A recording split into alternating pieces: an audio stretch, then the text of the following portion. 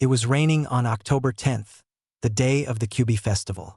It was a day when people celebrated the defeat of the Kyuubi, the nine-tailed demon fox, that attacked the village of Konoha 5 years ago.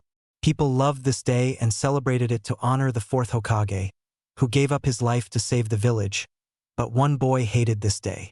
It was his birthday, but instead of celebrating it, he was hunted down by the villagers and beat up to an inch of his life for reasons he didn't understand. This story begins with a 5-year-old Naruto running from the villagers. The beatings had began 2 years ago when he was 3. They called him a demon, a monster. They said that he killed their loved ones. Why? He didn't know. Naruto turned and ran into an alley as fast as he could, but it seemed that luck wasn't on his side. He hit a dead end. Oh no! I am going to die today. If I die, then how will I be Hokage?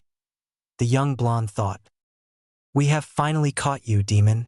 Today we will finish what the fourth started and end you, said the villagers as they walked up to him, holding rods, pans, and knives.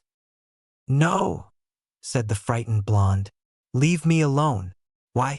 Why are you doing this to me? What did ever do to you all? You killed my brother, a villager shouted. You killed my husband, another shouted. How can I kill them? I am only 5, said Naruto. It is because you are a demon. Now die, said a third villager as all of them ran towards the blonde and started to beat him up. They hit him with frying pans and rods. One villager even stabbed Naruto with a knife in the gut. By now, Naruto was unconscious. One of the villagers was about to stab Naruto straight through his heart when an umbu with a dog mask and gravity-defying silver hair came and kicked the villager away. Then 2 more umbus came and herded the villagers away. One of them had a boar mask while the other had a cat mask. I feel bad for the boy, said the one in the cat mask.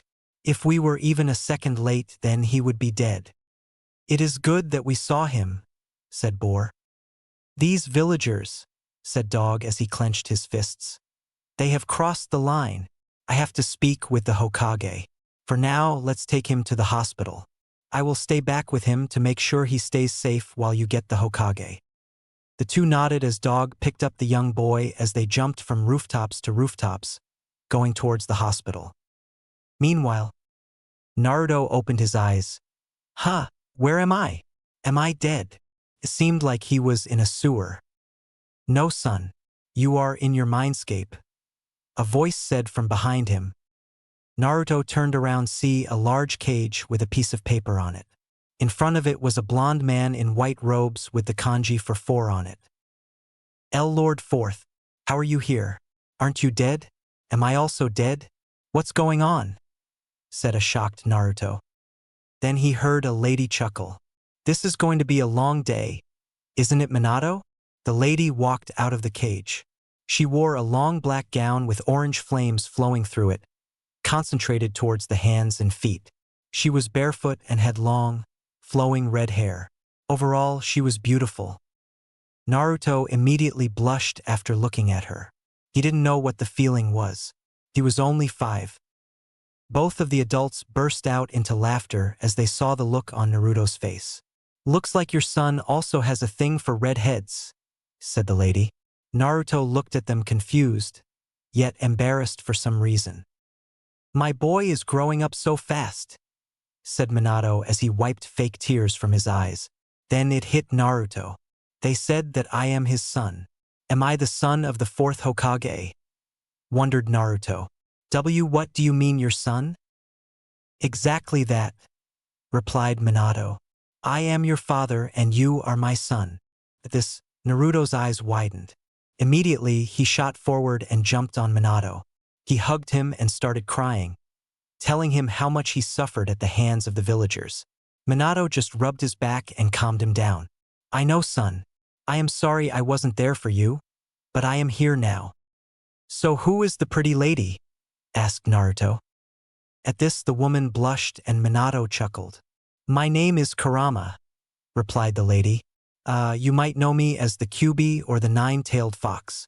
Naruto's eyes widened. He looked at Kurama, then at Minato, and back at Kurama, and back at Minato. Dad, I thought you killed the Kyuubi and she killed you. Naruto wasn't in the academy yet, but even he knew that much. No, son, replied Minato. Well, she did kill me and attacked the village, but it wasn't her fault. She was being controlled by a masked man with the Sharingan. She never wanted to kill me or attack the village. Naruto nodded. If you are dead, then how are you here? Just before I died, I decided to use a special seal to seal my soul and some of my chakra inside of you, so I can train you and you can have a father to grow up with. Okay, but how is she here? You see, she is a tailed beast and is made of chakra, so she can't be killed. I did the only thing I could at the moment and sealed her inside of you as well. That is why the villagers hate you. Naruto's eyes widened, but then he smiled. Okay. You aren't mad at me? Don't you hate me? Didn't you hear what your father said? Asked a shocked Kurama. Nope. I heard what Dad said. He said that you were controlled and it wasn't your fault, so I don't hate you. At hearing this, Kurama smiled. Wait, so who is my mom? Asked Naruto. Your mother's name is Kushina Uzumaki. She was a beautiful and strong kunoichi. She was called the Red Death of Konoha. Is she dash? Yes, she is still alive. At least I hope so. She ran away from the village during the attack, but I know she would never do that. My guess is that someone told her that we both were died, but I don't know who. Naruto nodded and then smiled. Don't worry, Dad. I will find he and make our family whole again. Believe it. Minato smiled. Now, son, you are going to wake up soon. From tomorrow, me and Kurama will start your training. Do not tell anyone about us. After you wake up, you can come in the mindscape or just create a mental link to talk to us anytime you want, okay? Okay, Dad. Bye, Dad. Bye, Kurama. Bye, Naruto, said Kurama. Bye, son, said Minato. Soon, Naruto opened his eyes in the real world to see that he was in the hospital. Kurama. Naruto, don't speak to us aloud. Just think to us and we will hear it, said Kurama. Okay, Naruto replied. Hey, who is Kurama? Asked Hiruzen Sarutobi, the third Hokage. No one, Gigi. Okay, rest up. You can leave the hospital tomorrow. Okay. Sarutobi left the room and saw Dog waiting outside for him. Hokage, we need to talk about Naruto, said the Umbu. The Hokage nodded. What is it? Naruto was nearly killed today. If I would have been even a second late, he would have died. The villagers are crossing the line. Hiruzen sighed. We can't properly punish them till Naruto is a genin. Till then, he is in the hands of the civilian council. All we can do is send some Umbu to protect him, but they can't always be there. You are right. All we can do is hope Naruto doesn't go on the path of revenge, said the Umbu. What should I do, Minato-sensei? He thought. The next day, Naruto was in a training ground. He sat down in a meditative posture and closed his eyes. When he opened them, he was in his mindscape. Hey, Dad. Hey, Kurama, he said. Hey, son/hey, Naruto, they replied. So how are we going to train? Asked a very excited Naruto. I will help train your body, taijutsu and kenjutsu, while Minato will teach you fuinjutsu and some of his prized ninjutsu. We both will teach you ninjutsu depending on your elemental affinities. You will also learn history and politics because you need to know that be Hokage and also deal with the council, said Kurama.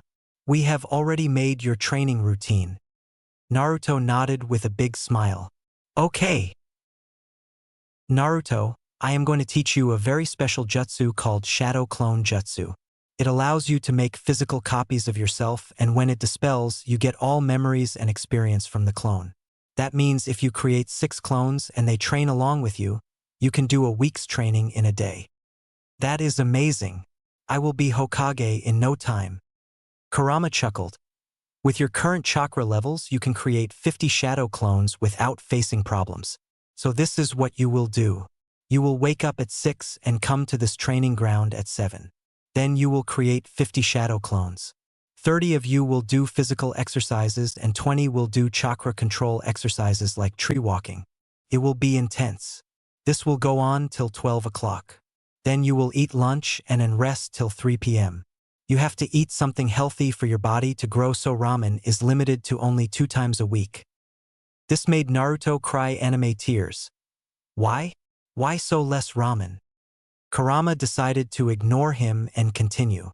Then you will be taught history and politics by your dad for an hour, and in the next hour I will teach you history that goes back thousands of years.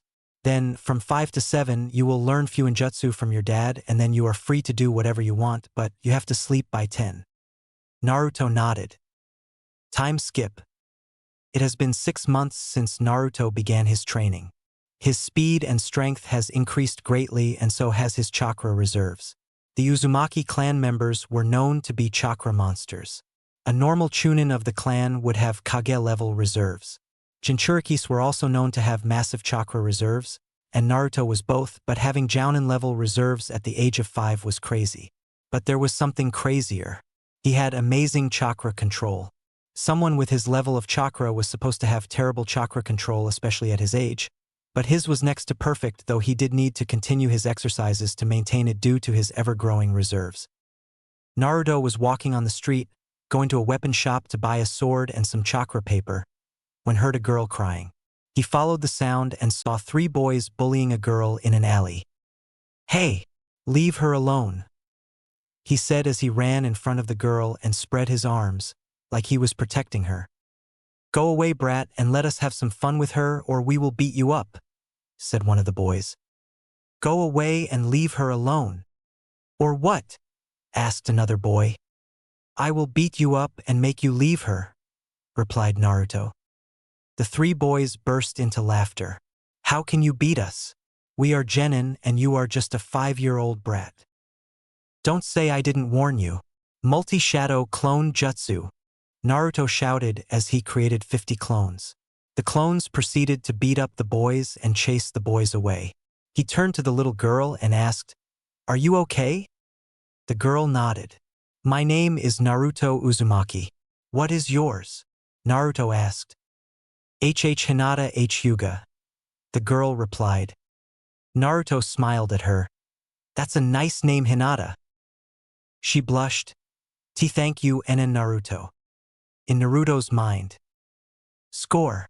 My son is definitely going to be a chick magnet," said Minato. Shut up, Dad," said Naruto, getting red. "Back outside." "Hinata, we have to go." "Get away from her, peasant," said a Hyuga member that just saw them.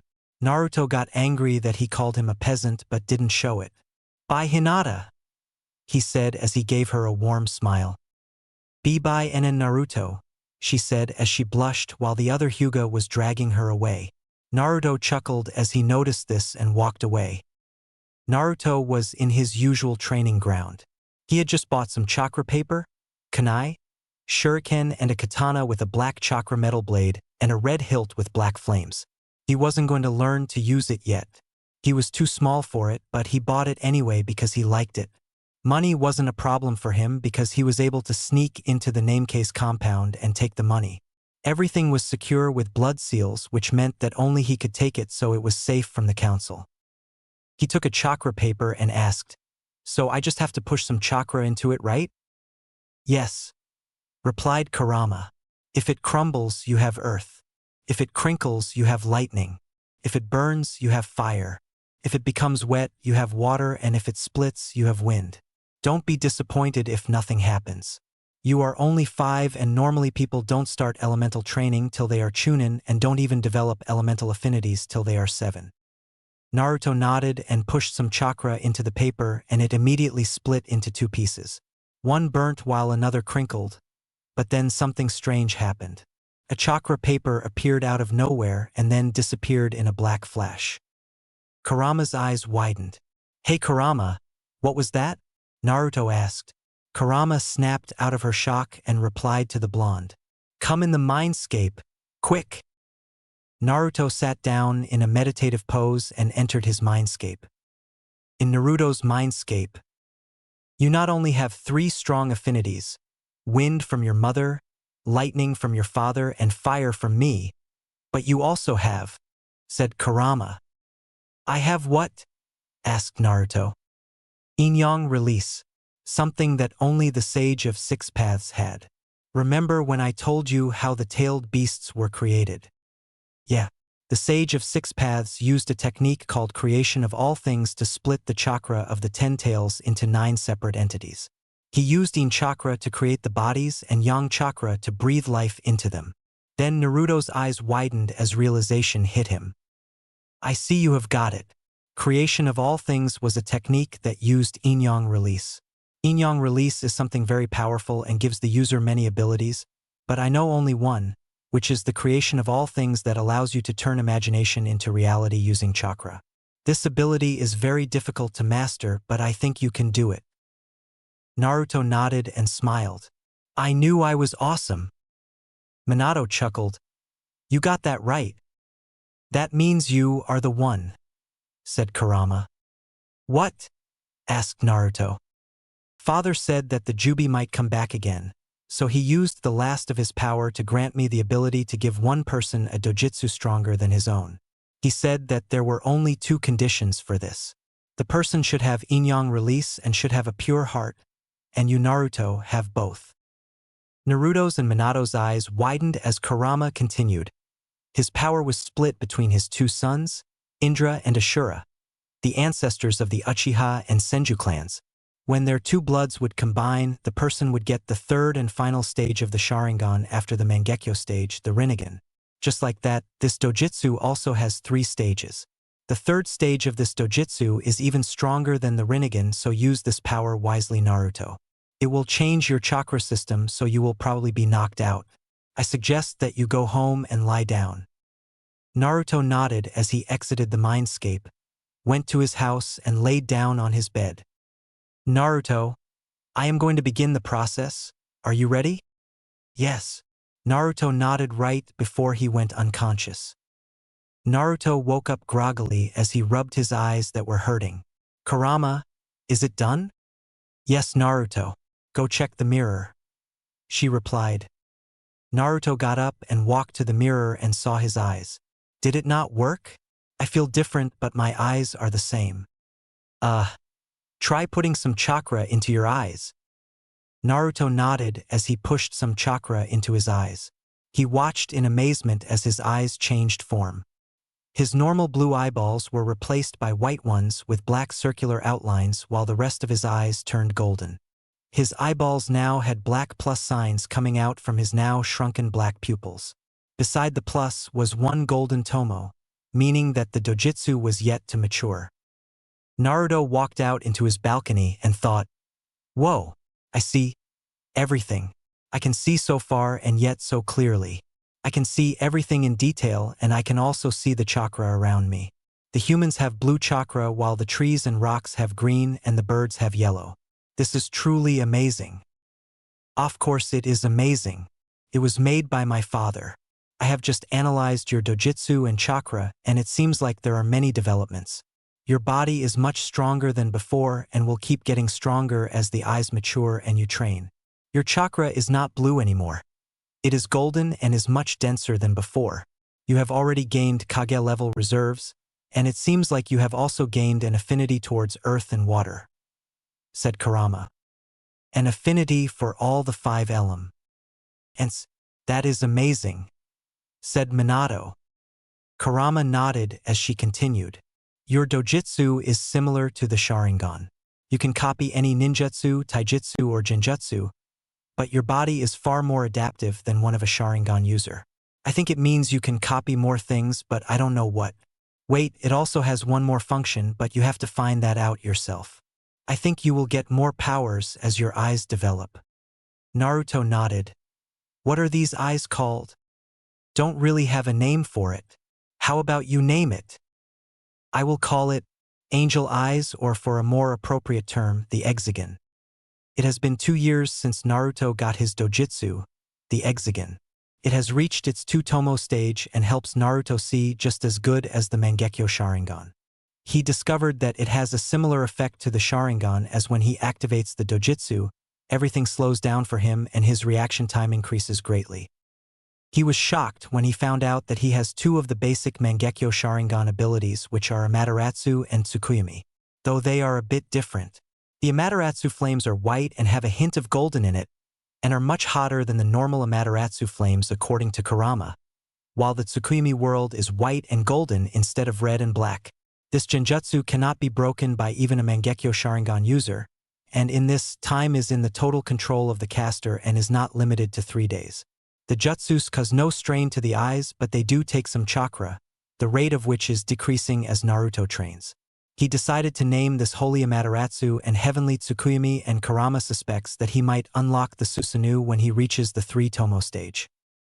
His dojutsu is truly amazing, but so is he.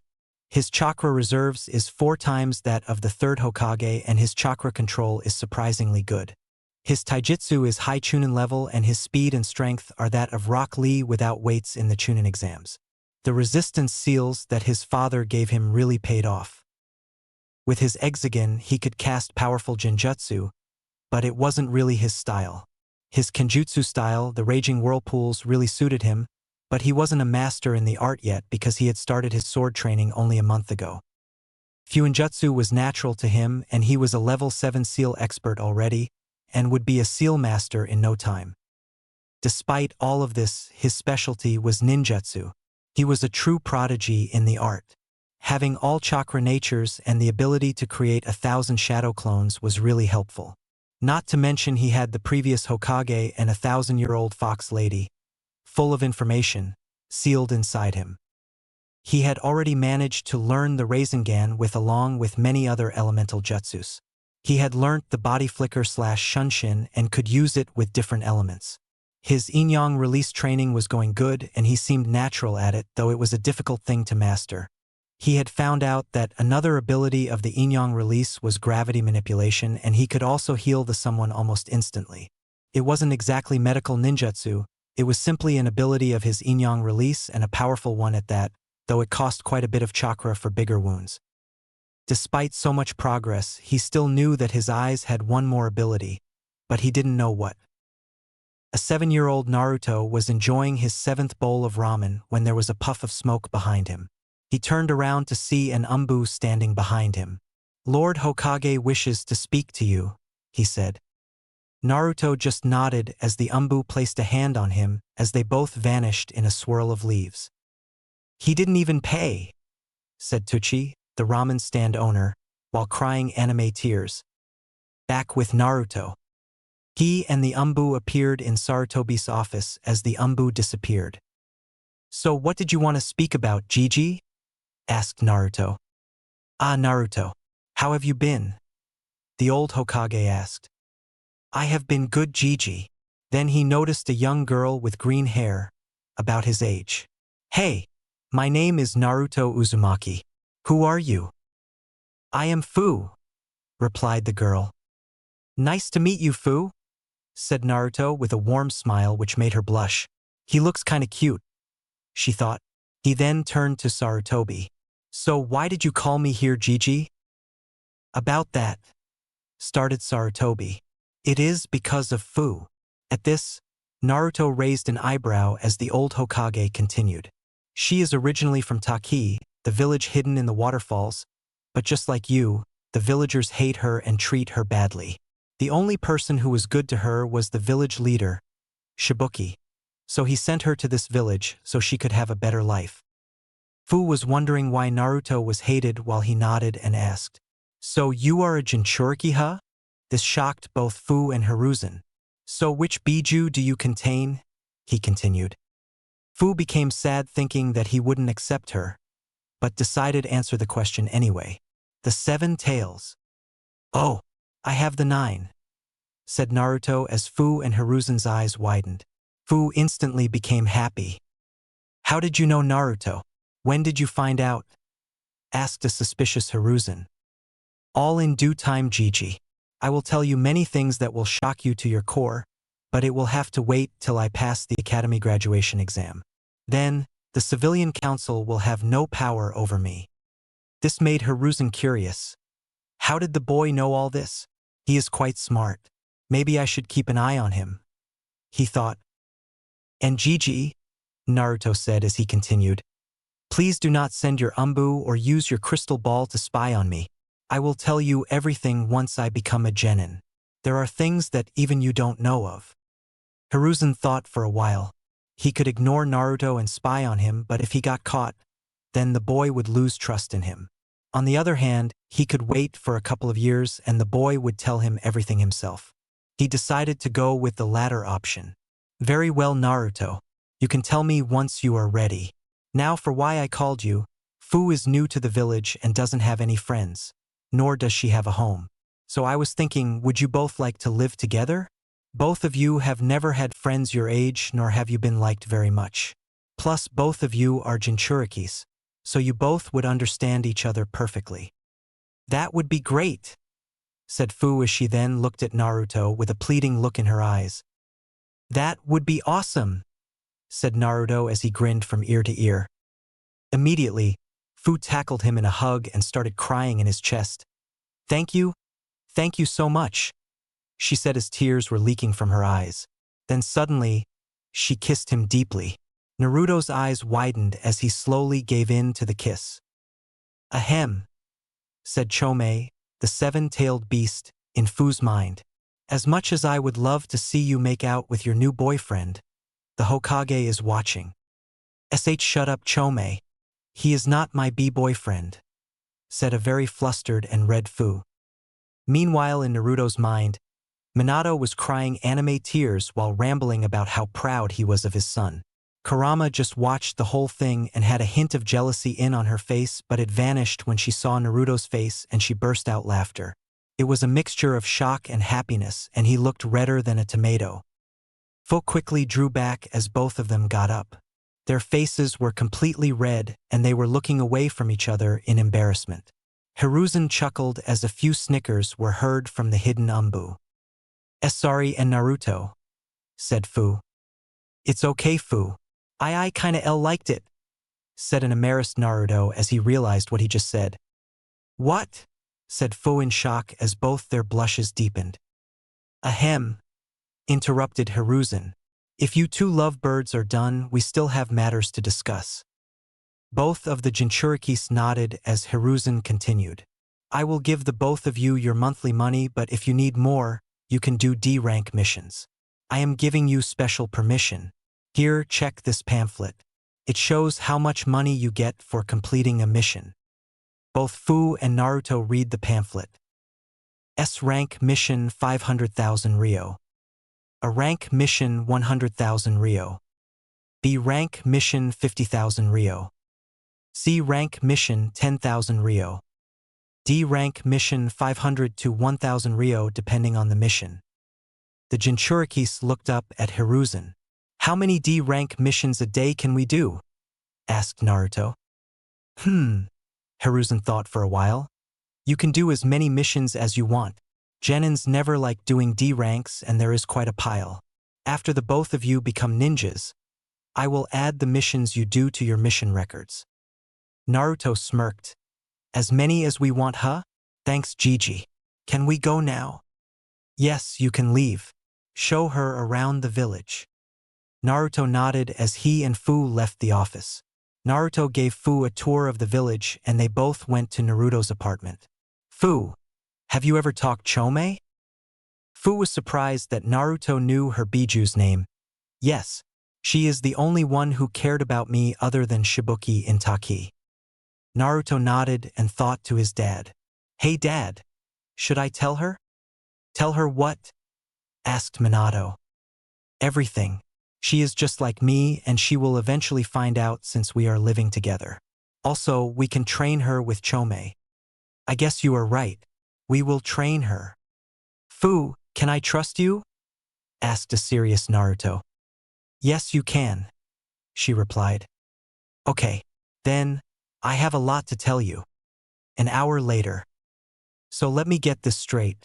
You are telling me that you are the son of the fourth Hokage and he is sealed inside you. Also, he has been training you along with Kurama from the past 2 years. You also have a Dojutsu that is stronger than the Sharingan, and when it evolves into its third form, it will be stronger than the Rinnegan.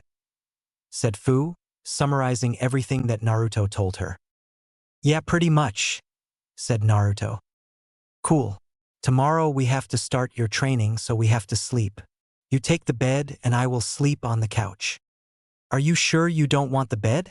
It is your house. I am sure. Okay. Good night, Naruto. Good night, Fu. Both of them went and slept. The next morning, Naruto slowly opened his eyes as he tried to get up, but he couldn't. He felt something heavy on his chest, so he looked down and the sight shocked him. It was Fu, sleeping on the same couch he was on, holding him like a teddy bear. Her head was rested on his chest and she had a peaceful smile on her face.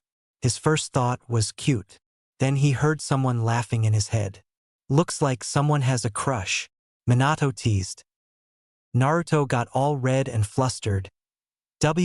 And no. Stop denying it, son. It's okay, Minato laughed. Naruto decided to wake Fu up. It was going to be time to train soon and they had to get ready. He slowly shook her as her eyes slowly opened. Fu, wake up. We have to train, Naruto whispered. No, she replied simply. But he stopped when Fu glared at him. Sleep, now, she ordered. He gulped. Yes, ma'am. Naruto closed his eyes and hugged Fu as she snuggled deeper into his chest. He woke up an hour later as he felt Fu move. He opened his eyes as he saw Fu get up. Good morning, Fu. Good morning, Naruto, she said. I thought you were sleeping in my bed. I felt really lonely and scared at night, so I came here. Hope you don't mind. She lied. In reality, she just wanted to stay with Naruto. Naruto nodded as he got up. 1 hour later, Naruto and Fu were both standing in Naruto's usual training ground. Fu, I am going to teach you the most useful jutsu ever. It is called Shadow Clone Jutsu. It has been 3 months since Naruto met Fu. She has grown stronger, thanks to Minato, Kurama, Chome, and Naruto. It turned out that she had an affinity towards wind and earth and was quite good with it. She had also decided to learn Fuinjutsu and was on level 2. Currently, Fu was at home, and Naruto was in the forest. He was sitting down in a meditative pose, practicing his sensory ability. He found out that he was a seigneur a month ago, and it was probably because of Kurama. Suddenly, he sensed 2 chakra signatures nearby, and it seemed like they were moving away from Konoha. He recognized that one of the signatures belonged to Hinata. He knew that she didn't have any missions, so he immediately got up and darted towards her.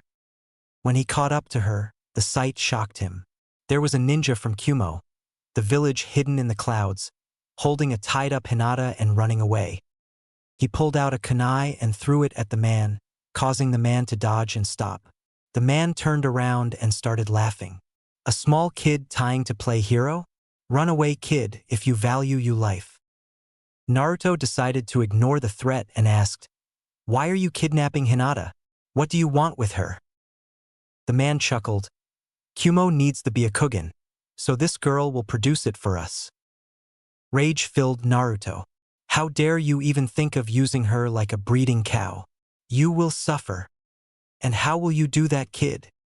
Naruto's eyes morphed into his 2-tomo hexagon as he muttered 2 words. Heavenly Tsukuyami.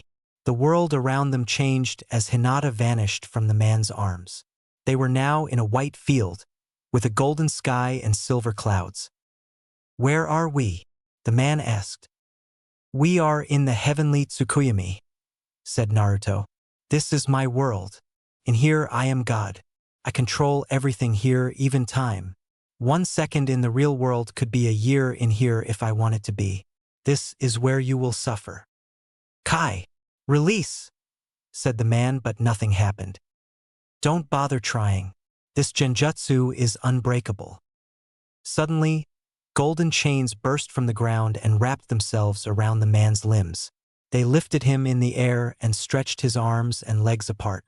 Then, 1,000 Narutos appeared in front of the man, all holding swords. One stabbed the man as he cried out in pain, but the wound healed almost instantly. Then another stabbed the man. This will go on for a week, till you have learnt your lesson. Back in the real world, 1 second later.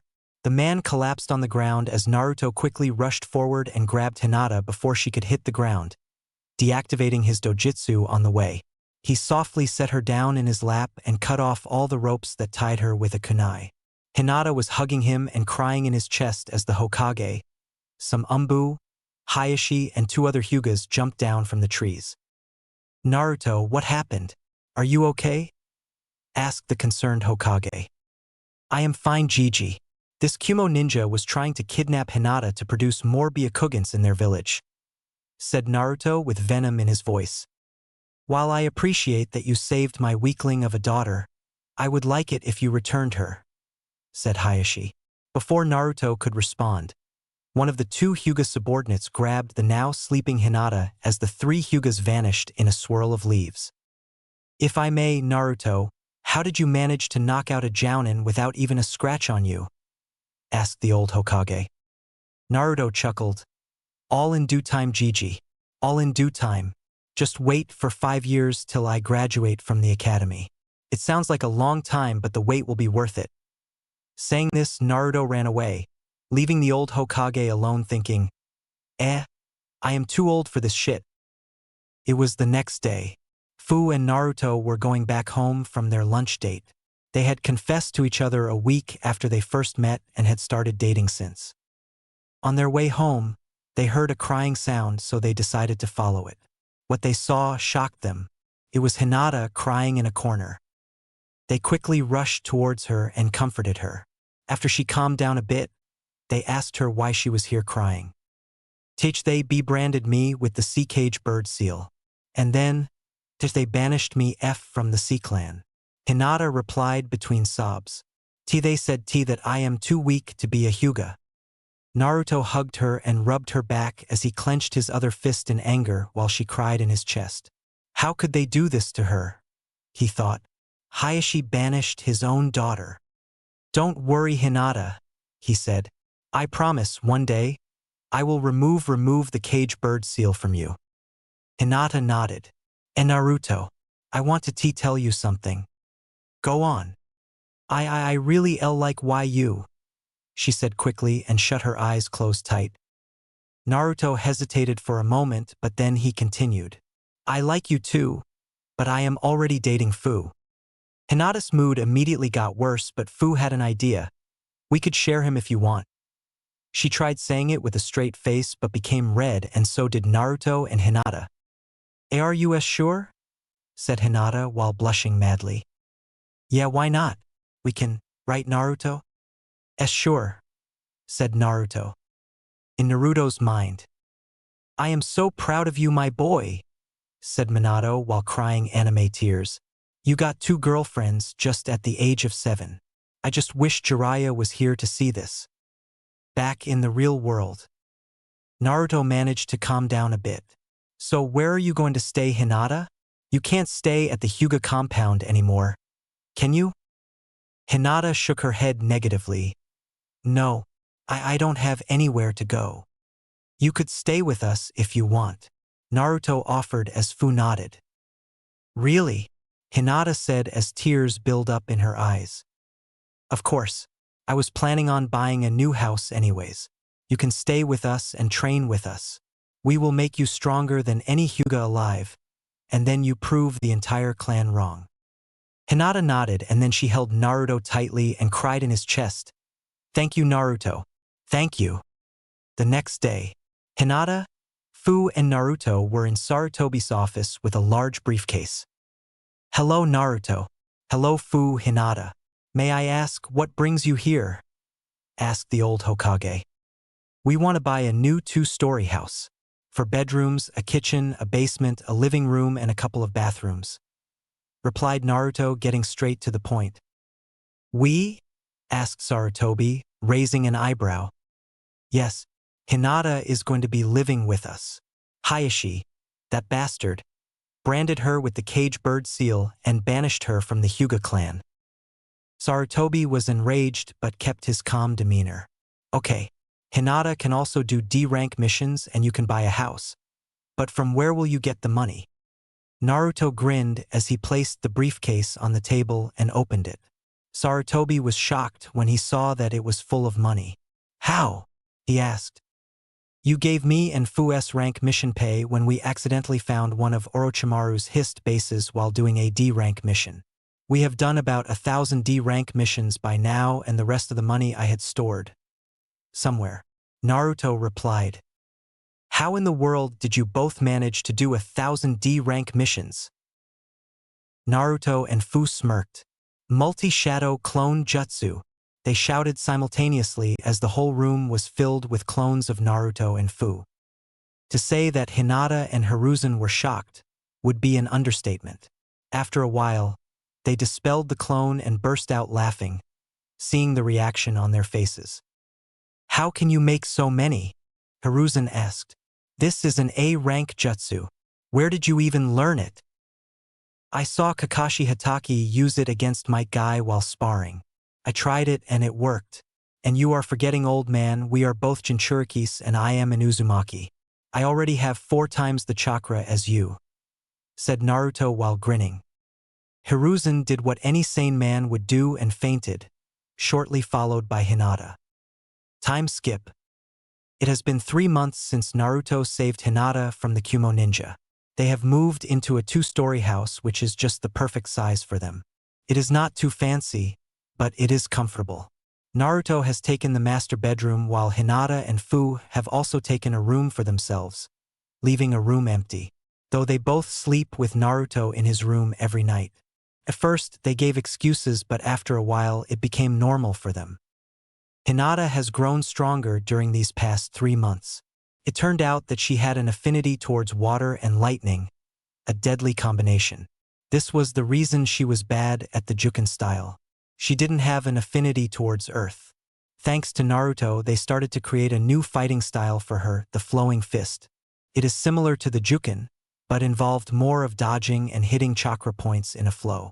They might have sneaked into the Hyuga library for information on the Byakugan and Juken style. She also became a lot less shy, thanks to staying with Naruto. Naruto, Fu, and Hinata had started going to the academy. They decided to hide their true strength, personality, and relationship till they became shinobis, to avoid any fuss with the civilian council. Naruto acted like a loudmouth, obnoxious kid, and wore a stupid orange jumpsuit that stuck out like a sore thumb. Hinata decided to keep her shy act, while Fu thought it would be funny if she acted like a brooding Uchiha. Naruto and Fu had told everything to Hinata, and they had even talked to Minato, Kurama, and Chome in their mindscape. Naruto and Fu decided to make a combined mindscape where Minato, Kurama, and Chome stayed so they would have some more company. It was a grassy field with a river and a forest nearby, with some mountains in the distance. They each had a house for themselves, and the seals on both Chome and Kurama were removed. 5 years later, Naruto, Fu, and Hinata had grown tremendously through these years. Fu had 4 times the chakra reserves of the 3rd Hokage. Her taijutsu was mid-jounin level while her ninjutsu was high jounin level. Her genjutsu was non-existent, but she had become a seal master. She had decided to use 2 long daggers as her weapons.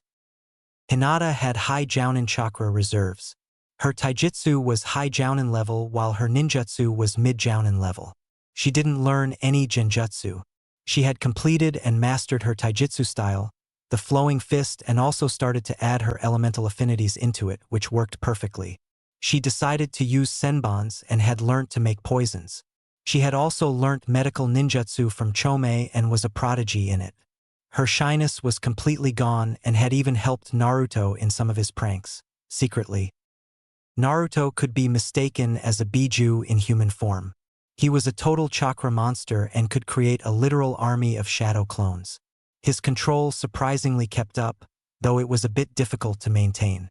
He had advanced the most in these 5 years. His taijutsu was mid-kage level. He too had made his own taijutsu style, the Dragon Fist. It was the most unpredictable style ever. It had taken him a whole year to complete and master it. He could knock someone out quickly by hitting their pressure points, or he could close of chakra points, as they are located in fixed places through the human body, by sending small bursts of chakra on impact. If the opponent was wearing armor, then he could just rely on his extreme speed and strength like the strong fist and also utilize tiny genjutsus to confuse the opponent. On top of that, he could use chakra scalpels and elemental manipulation integrated into his taijutsu style. All in all, this style was deadly. Naruto's genjutsu skills were mid-jounin level and he was a level 10 seal master. His Exagon had evolved to its 3-tomo stage and he had unlocked the Susanoo. He could see better than the Mangekyo Sharingan and his Holy Amaterasu and Heavenly Tsukuyomi cost a lot less chakra now. His ninjutsu was simply amazing.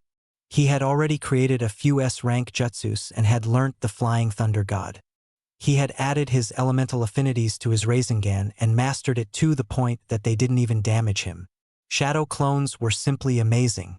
He had mastered his creation of all things, gravity manipulation and healing ability. He had also discovered a new yin-yang release ability. He called it shadow control. He could melt into a shadow anytime he wanted and travel as or through shadows. This way, he could avoid any damage from any attack.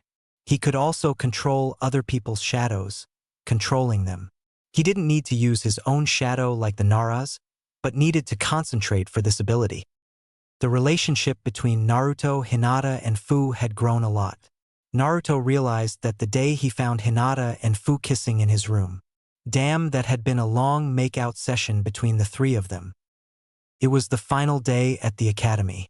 The day when Naruto and his classmates finally became shinobis. The day when their masks would finally come off and Naruto, Fu, and Hinata would reveal their true strength, personality, and relationship. Naruto, Fu, and Hinata were walking through the streets of Konoha. Both Hinata and Fu clung on to an arm of Naruto, who is now 12 years old. He was the tallest member of his class, followed by Hinata and Fu. He had ditched his stupid orange jumpsuit and now wore black combat boots with orange pants that had white flames on the bottom of them. He wore a black, long-sleeved t-shirt that showed his lean but muscular body.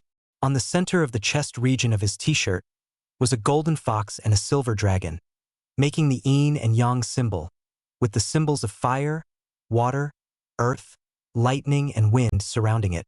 On top of it, he wore a long, black open cloak, much like his father's, and had wild golden flames on the bottom of it.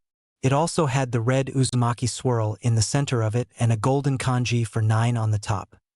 He wore black fingerless gloves and golden wristbands with invisible seals on them, on each of his hands under the loose cloak. His hair has grown to shoulder length. To his right was Hinata. She now wore black shinobi sandals and black umbu pants with an open, lavender-colored, bulky jacket, with white fur on the inside. It had a black phoenix printed on the back of it. She also wore dark blue wristbands with invisible seals on in. To his left was Fu. She wore white pants with orange lines crisscrossing and swirling down them. On her right thigh, written in yellow, was the kanji for 7, and on her left thigh was a picture of an eagle. She wore her usual, sleeveless, midriff shirt with fishnet armor under it. She wore long, white armlets with invisible seals on them.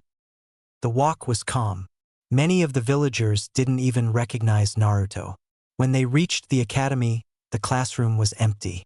They realized that they were a bit early, so they went and sat in the back of the class.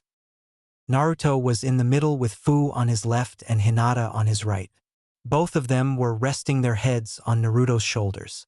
Slowly, kids started entering the classroom, including the almighty Sasuke Uchiha, followed by his horde of fangirls. Kiba saw Hinata and Fu, both the girls he had a crush on, resting their heads on a boy's shoulder. He got angry and walked up to the group. "Hey you, what are you doing with Fu and Hinata?" he said as he pointed and shouted at Naruto. "I have a name, you know," replied Naruto calmly. "Oh yeah? And what is it?" "Naruto. Naruto Uzumaki." Kiba was shocked. This person was nothing like Naruto. "Well, just because you got new clothes, it doesn't mean you can take my Hinata and Fu. They are not yours, Kiba. They don't even like you." "Why, you little?" said Kiba as he pulled back his hand and tried to punch Naruto, but was shocked when Hinata caught his fist. "Don't you ever try to hit my boyfriend, or I will rip off what makes you a man," said Hinata as she twisted Kiba's hand. "And stop hitting on us, Kiba. We don't like you, and we are already with Naruto," said Fu as she banged Kiba's head on the table and pushed him away. Now ladies, was that really necessary? Asked Naruto. Yes, replied Fu and Hinata simultaneously. Naruto sighed. Everybody was shocked and confused at what just happened. They started talking amongst themselves when a loud voice was heard. Silence! It was Irika using his big head jutsu. Everybody quieted down as Irika started taking attendance. After a while, Naruto Uzumaki, said Irika. Yo, was all he heard. When he looked up, he saw Naruto in his new outfit and was shocked.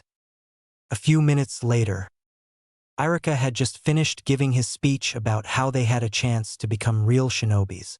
Mizuki was handing out the test papers for the written portion of the exam. When Naruto got his, he knew something was wrong, so he discreetly turned on his 3-tomo hexagon. Genjutsu huh? Naruto thought.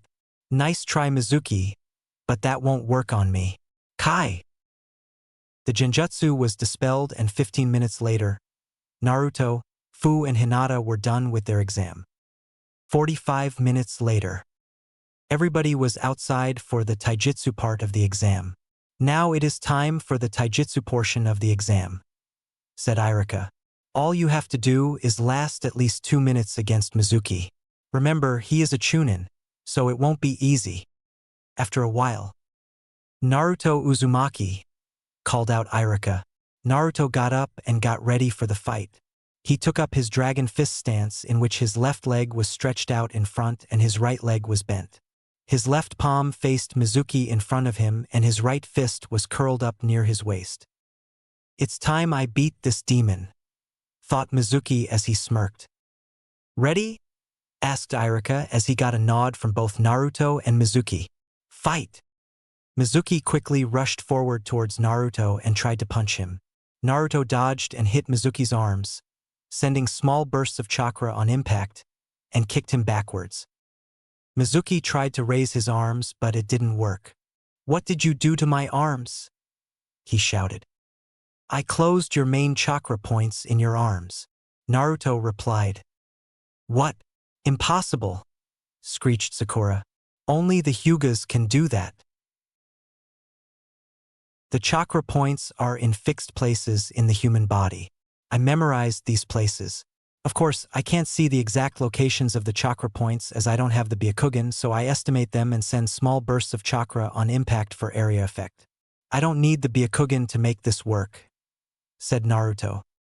Damn brat, you are going to pay, said Mizuki as he charged blindly at Naruto, who smirked.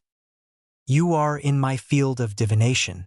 2 palms, 4 palms, 8 palms, 16 palms, 32 palms, 8 trigrams, 64 palms, Naruto shouted as he blew Mizuki into a wall, knocking him out.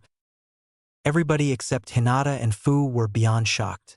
Naruto had just pulled a jutsu from the main house of the Hyuga clan, without even having the Byakugan.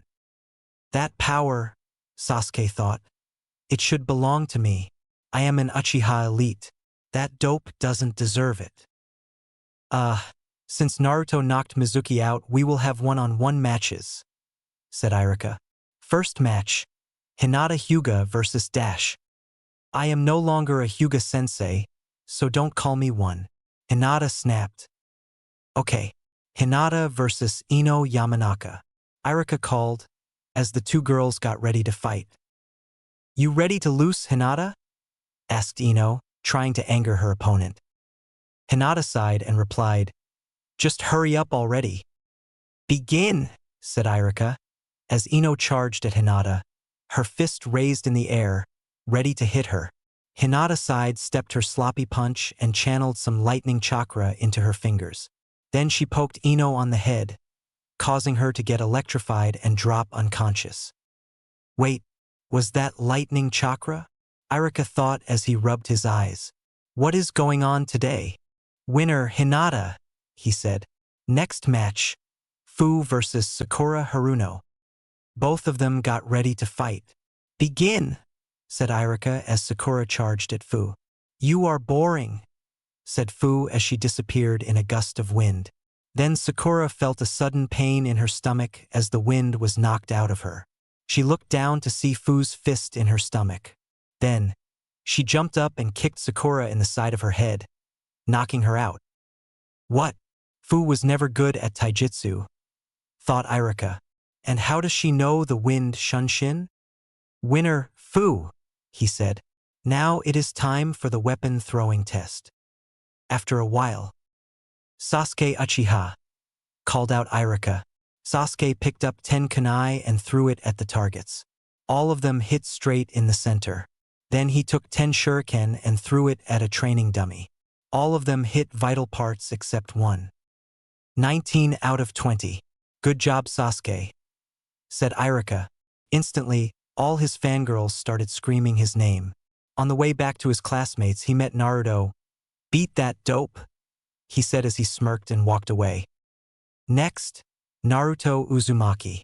Irika called out. Naruto took 10 kunai and saw that they were blunt. He looked up to see a now recovered, smirking Mizuki staring at him. He smirked and channeled some wind chakra into the kunai knives. He then closed his eyes and jumped up, flipping in the air and throwing all the kunais at the targets. The kunais went straight through the center of the targets. Sasuke was shocked. He did it just like Itachi. How, he thought. Then Naruto picked up 10 shuriken and again channeled wind chakra through them. He then threw it at the dummy and hit the tree behind it. Ha! Naruto, you missed! Screeched Sakura, causing everyone to bring their hands to their ears. No, I didn't, said Naruto. What do you mean dash? She stopped when she saw the dummy fall to ground, sliced up into pieces. Everybody's eyes bulged out of their sockets at what just happened. Good job, Naruto, said Irika as he was the first one to get out of the shock. You get full marks. 20 on 20. How? Sasuke asked. Simple. You tend to learn a thing or two when you help Itachi massacre the entire Uchiha clan, Naruto replied. At this, Sasuke froze as a look of horror came on his face. Seeing this, Naruto burst out into laughter. You are too easy, Sasuke. Why would I want to massacre your stupid clan anyways? He said, earning chuckles from both Fu and Hinata. He went and stood beside them, who gave him a kiss on the cheek. Rage filled Sasuke as he charged at Naruto with his fist raised in the air. How dare you! Before he could reach Naruto, Hinata took out a senbon and threw it at Sasuke's neck. Immediately, Sasuke stopped dead in his tracks, unable to move. What did you do to me? He shouted. Relax. I just paralyzed you for 10 minutes. Hinata replied, getting yelled at by Sasuke's fangirls. Irika was shocked. Since when did Hinata know to use senbons and poisons? Then Hinata and Fu proceeded to throw their weapons, getting 20 on 20. Next was the final part of the exam, the ninjutsu portion. Everybody was still outside for the exam as Irika started to explain. Now it is time for the ninjutsu portion of the exam.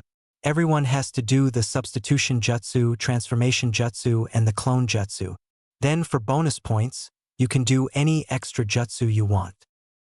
After a while, only Naruto was left.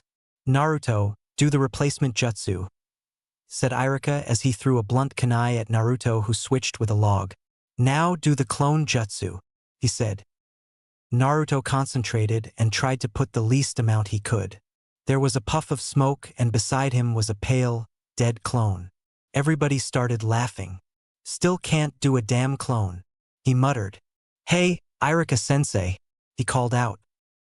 Yes, Naruto? Irika said. Is it okay if I do a different type of clone? I simply have too much chakra to do the clone jutsu. Okay. What do you mean you have too much chakra to do the clone jutsu? Irika asked. Here, let me show you, replied Naruto. Multi-shadow clone jutsu, he shouted as there was a large puff of smoke.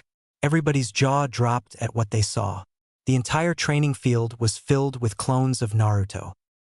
PFT, what's the big deal? They are only illusions, said Sasuke. Suddenly, he felt a sharp pain in his stomach. He looked down to see 2 shadow clones of Naruto, with their fists embedded in his stomach.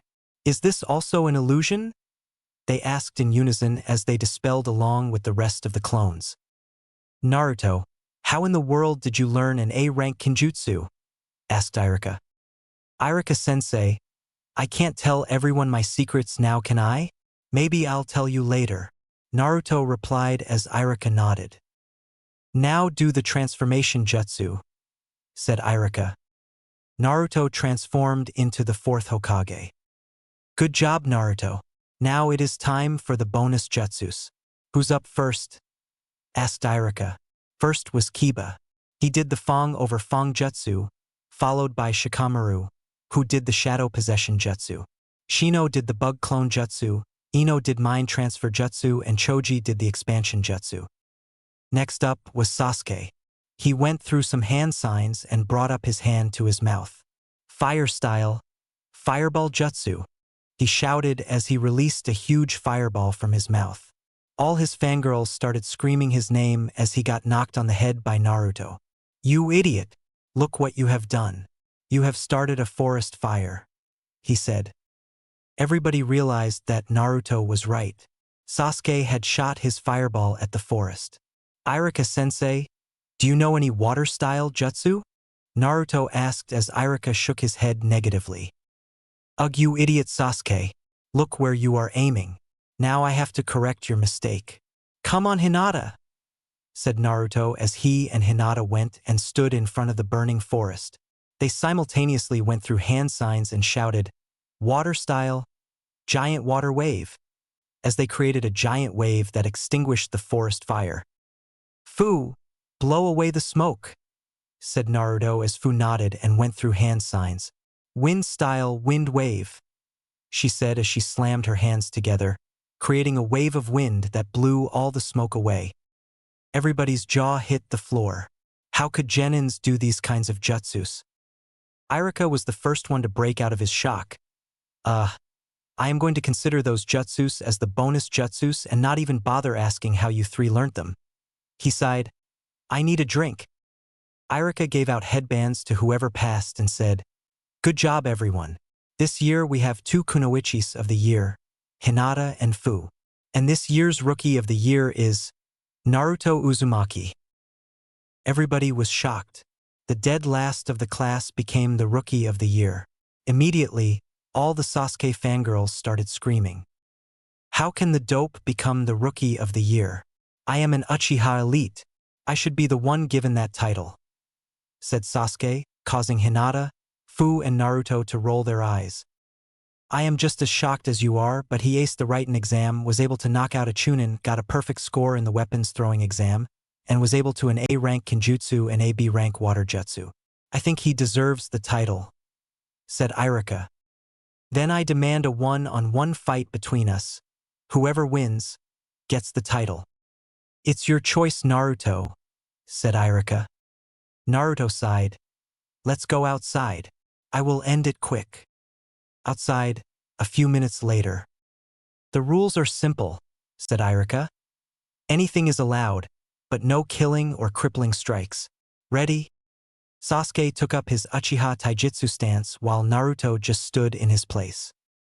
Fight, said Irika as Sasuke immediately went through hand signs, fire style, fireball jutsu, and shot a huge fireball to where Naruto was standing. He blew as much fire as he could, till his lungs ran out of air. Then he heard a voice from behind, Good night! Before he could react, Naruto chopped him in the back of the neck as he dropped unconscious. Everybody was shocked. The match lasted only 10 seconds.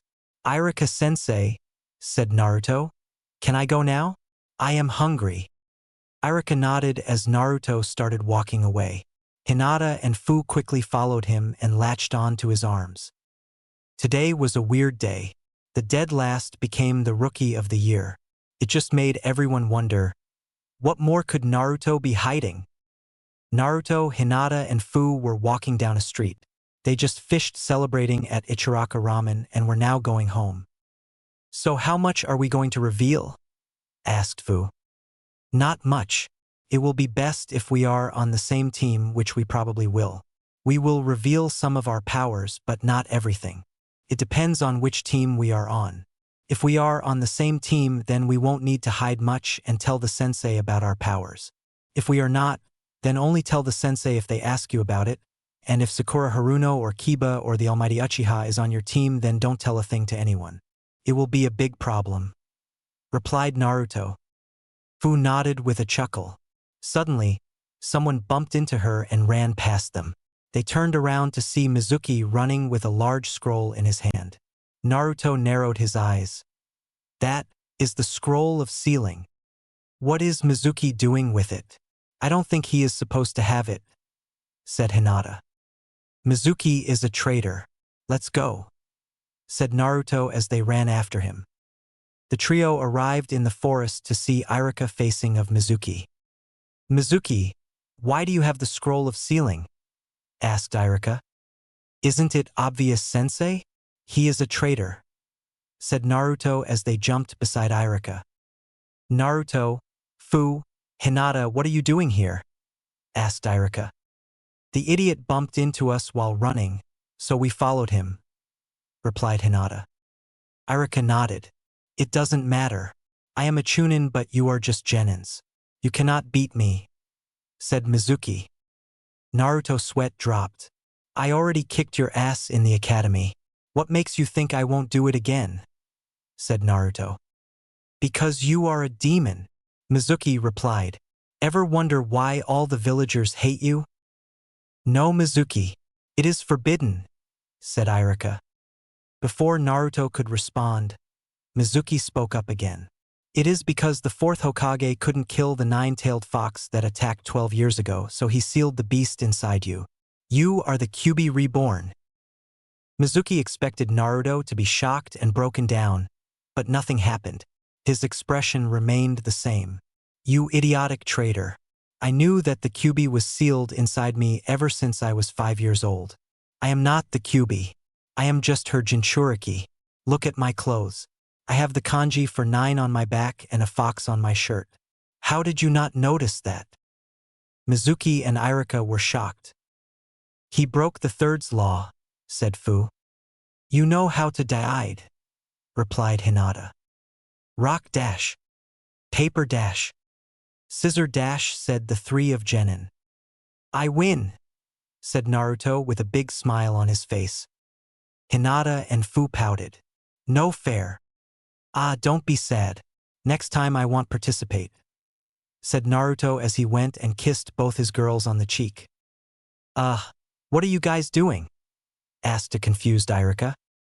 "We were deciding who was going to fight him," replied Hinata. "What? You were joking, right?" asked Iruka. Mizuki burst out into laughter. Naruto sighed. "Hinata, Fu, make sure sensei doesn't interfere.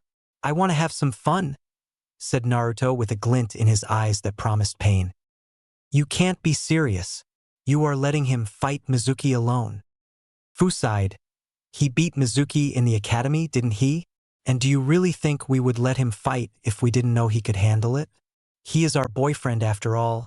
We would never let him get hurt, though there aren't many people who can hurt him." "What exactly do you mean by our? Is he both of your boyfriend? Since when?" Iruka asked with a shocked face. "How did he realize this so late?" "Yes, he has been our boyfriend since 5 years," Hinata replied. Iruka was shocked to say the least. "You mean all this time in the academy it has all been an act?" "Yes, though he does have crazy energy and inhumane stamina. He is not a loudmouth, idiotic brat. He is a very smart and powerful person. We have been living and training with him since Fu came to this village, and he saved me from a Kumo Jounin that was trying to kidnap me 5 years ago." "You have been living with him? That's a shocker. Wait, why don't you live in the Hyuga compound?" Hinata's expression got darker. "After the kidnapping, Hayashi and the elders branded me with the cage bird seal and banished me from the clan. The next day Naruto and Fu found me and asked me to live with them. I agreed and also confessed to Naruto, and since then, Fu and I started sharing Naruto." Iruka noted that she didn't call Hayashi as father but decided not to ask about it. He quickly wiped a little bit of blood leaking from his nose and asked, "Did he really defeat a Jounin at the age of 7 on his own?" Yes, Fu replied. How? He has certain abilities. After beating Mizuki, the Hokage will probably grill him with questions, so he will probably let you stay since you are one of the few people he trusts. Irika nodded. Suddenly, Naruto appeared beside them with two clones carrying a bruised, burnt, and broken Mizuki. Irika blinked in surprise. That was quick. What happened? He was talking too much and didn't put up a good fight, so I got bored and ended it, replied Naruto. Take the scroll and let's go to the Hokage office. You have a lot to explain, said Irika. Naruto rubbed the back of his head sheepishly and nodded. At the Hokage office, Sarutobi was reading one of his Ika books when suddenly the door burst open and Naruto and group walked in, carrying Mizuki and the scroll of sealing. Naruto dropped Mizuki on the floor and threw the scroll at the Hokage. Here, the scroll of sealing and the traitor who stole it. You should keep it in a safer place. If this Chunin could steal it, then imagine if Jounins try. Hiruzen raised an eyebrow. He snapped his fingers and an umbu took the unconscious Mizuki away. Explain, demanded the old Hokage. Your 5 years are up and I am sure that this will give me a headache, so I want to sleep it off. Naruto sighed. First tell the umbus to go and activate the privacy seal. I trust Irika-sensei so he can stay, and Fu and Hinata already know everything about me. Hiruzen nodded and flicked his hand and all umbus went out of the room. He then went through some hand signs activating a privacy seal. Ask whatever you want, said Naruto. How strong are you? Asked Hiruzen. Strong enough to kick Jiraiya's ass back to Mount Myaboku if he peeps on me and my girls. Hiruzen again raised an eyebrow. Your girls? Fu and Hinata. I had a feeling this would happen. And why do you think Jiraiya would peep on you? Firstly, he is a self-proclaimed super pervert. Secondly, if he knows that his godson has 2 girlfriends, there is no way he will not try to peep. Hiruzen's face instantly became serious. How much do you know? All of it, replied Naruto. I know that my dad sealed the Kyuubi in me and my mom is not in the village for some reason. Irika was shocked. The 4th Hokage is your father? Yes, don't tell me you didn't notice. Take away my whisker marks and I look just like him, Naruto answered. Irika nodded. Who is your mother? Kushina Uzumaki. A shiver ran through Irika's spine. You are the son of the Yellow Flash and Red Death. You will definitely become a monster. Naruto chuckled. Who told you all of this? Asked Hiruzen. What I am about to tell you can't be known by anyone outside this room. Not even the council. I will reveal it to them at a later date, said Naruto. Hiruzen nodded as Naruto continued. I was told about my heritage by my father. Hiruzen blinked once, twice, and there was a long moment of silence. What? Naruto. He is dead. How in the world could he talk to you? Said Irika. Right before he died, he convinced the Shinigami to not take his soul and seal it inside me along with some of his chakra instead, replied Naruto. There was again silence in the room. Just take them to the mindscape, said Fu. Good idea, said Naruto. Irika-sensei, go stand next to the old man. Irika followed the instructions. Then Naruto walked up to them and put his hands on their shoulders as the girls grabbed onto him. Now everyone close your eyes, he said. Everyone closed their eyes, and when they opened it, they were in a large clearing with 3 houses in it and a forest surrounding it. There was a river flowing nearby and snow-covered mountains were in the distance. Where are we? Asked Irika. We are in Fu and Naruto's mindscape, replied Hinata. 3 figures started walking out of the houses, towards them. The first one was a woman with long, blood-red hair and red, silted eyes in a long black gown. The second one was a man with blonde, spiky hair and blue eyes. He wore a standard Konoha Jounin vest, blue pants, and a long white cloak with red flames on the bottom. It had the kanji for 4 written on it. The third one was also a man. He wore a gray suit with a yellow shirt and an orange tie. He had messy, spiky hair that was a mix of green, yellow, and orange. As the three got closer, Hiruzen and Irika instantly froze. Minato, how are you here? And who are these two? Asked a shocked Hiruzen Sarutobi. I believe introductions are in order, said Naruto. Gigi, Irika-sensei. This is Kurama, my father and Chome. Minato hugged Sarutobi and shook Irika's hand. I have heard a lot about you, Irika, said Minato. You are one of the only people who has treated my son properly, and for that, I thank you. Irika smiled. I just did what any good person should have done. May I ask, how are you here, Lord Fourth? Aren't you supposed to be dead? I had a feeling that the villagers would treat Naruto badly, so I convinced the Shinigami to seal my soul and some of my chakra inside Naruto along with Kurama instead of him taking my soul. He needed a father while growing up, replied Minato. Irika nodded. Wait, that means Kurama is the Kyuubi? Asked Hiruzen. Yep, that is my title, replied Kurama. No offense, but I thought you would be a giant fox with a deep voice, destroying everything in your path, said Irika. Kurama laughed. This is my human form, and I only keep the deep voice to scare away people so they don't bother me, and I didn't want to destroy your village. In fact, I held back, trying not to destroy your village. I was controlled by a masked man with a Sharingan. If I truly wanted to destroy the village, then I could have just Biju bombed the whole place in a matter of minutes. Irika and Hiruzen nodded. Then they turned to Chome. I am Chome, or as you might know me, the Seven Tails. I was sealed inside Fu in Taki a few years before she got transferred here. Fu and Naruto decided to combine their mindscapes with the help of a few seals, so I could stay with Minato and Kurama and not get bored listening to Fu's perverted thoughts about Naruto and Hinata. You would be surprised to know how dirty-minded this girl is, said Chome. Immediately, he got punched in the face by Fu. Idiot! I am not dirty-minded, she said. Oh yeah?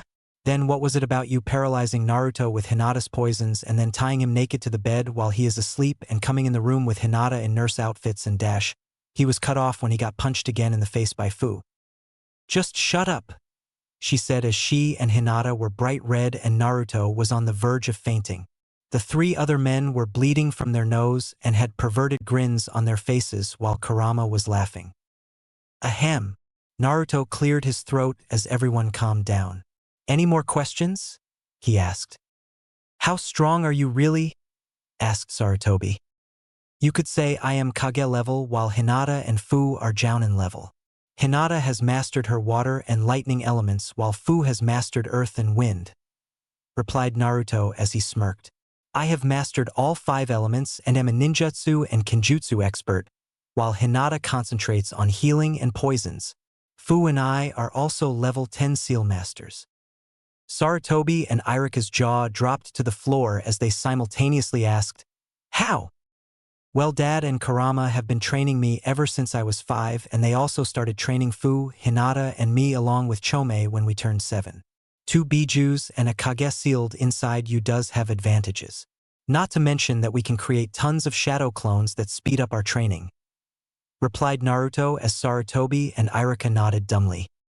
Anything else you might be hiding from us? Asked Hiruzen. Of course, there still are many things, but I will not reveal them yet. Maybe at the Chunin exams. Hiruzen nodded. Also, you cannot tell any of this to the council just yet. I will reveal it to them later when the time is right, said Naruto as Hiruzen nodded again. Anything I can do for you for catching Mizuki? You will get a B rank mission pay, asked Hiruzen. Actually, there is. Can you put Fu, Hinata, and me on the same team? I know asking Big Bro Kakashi to be our sensei will be a stretch since the council would want him to teach the Uchiha, replied Naruto.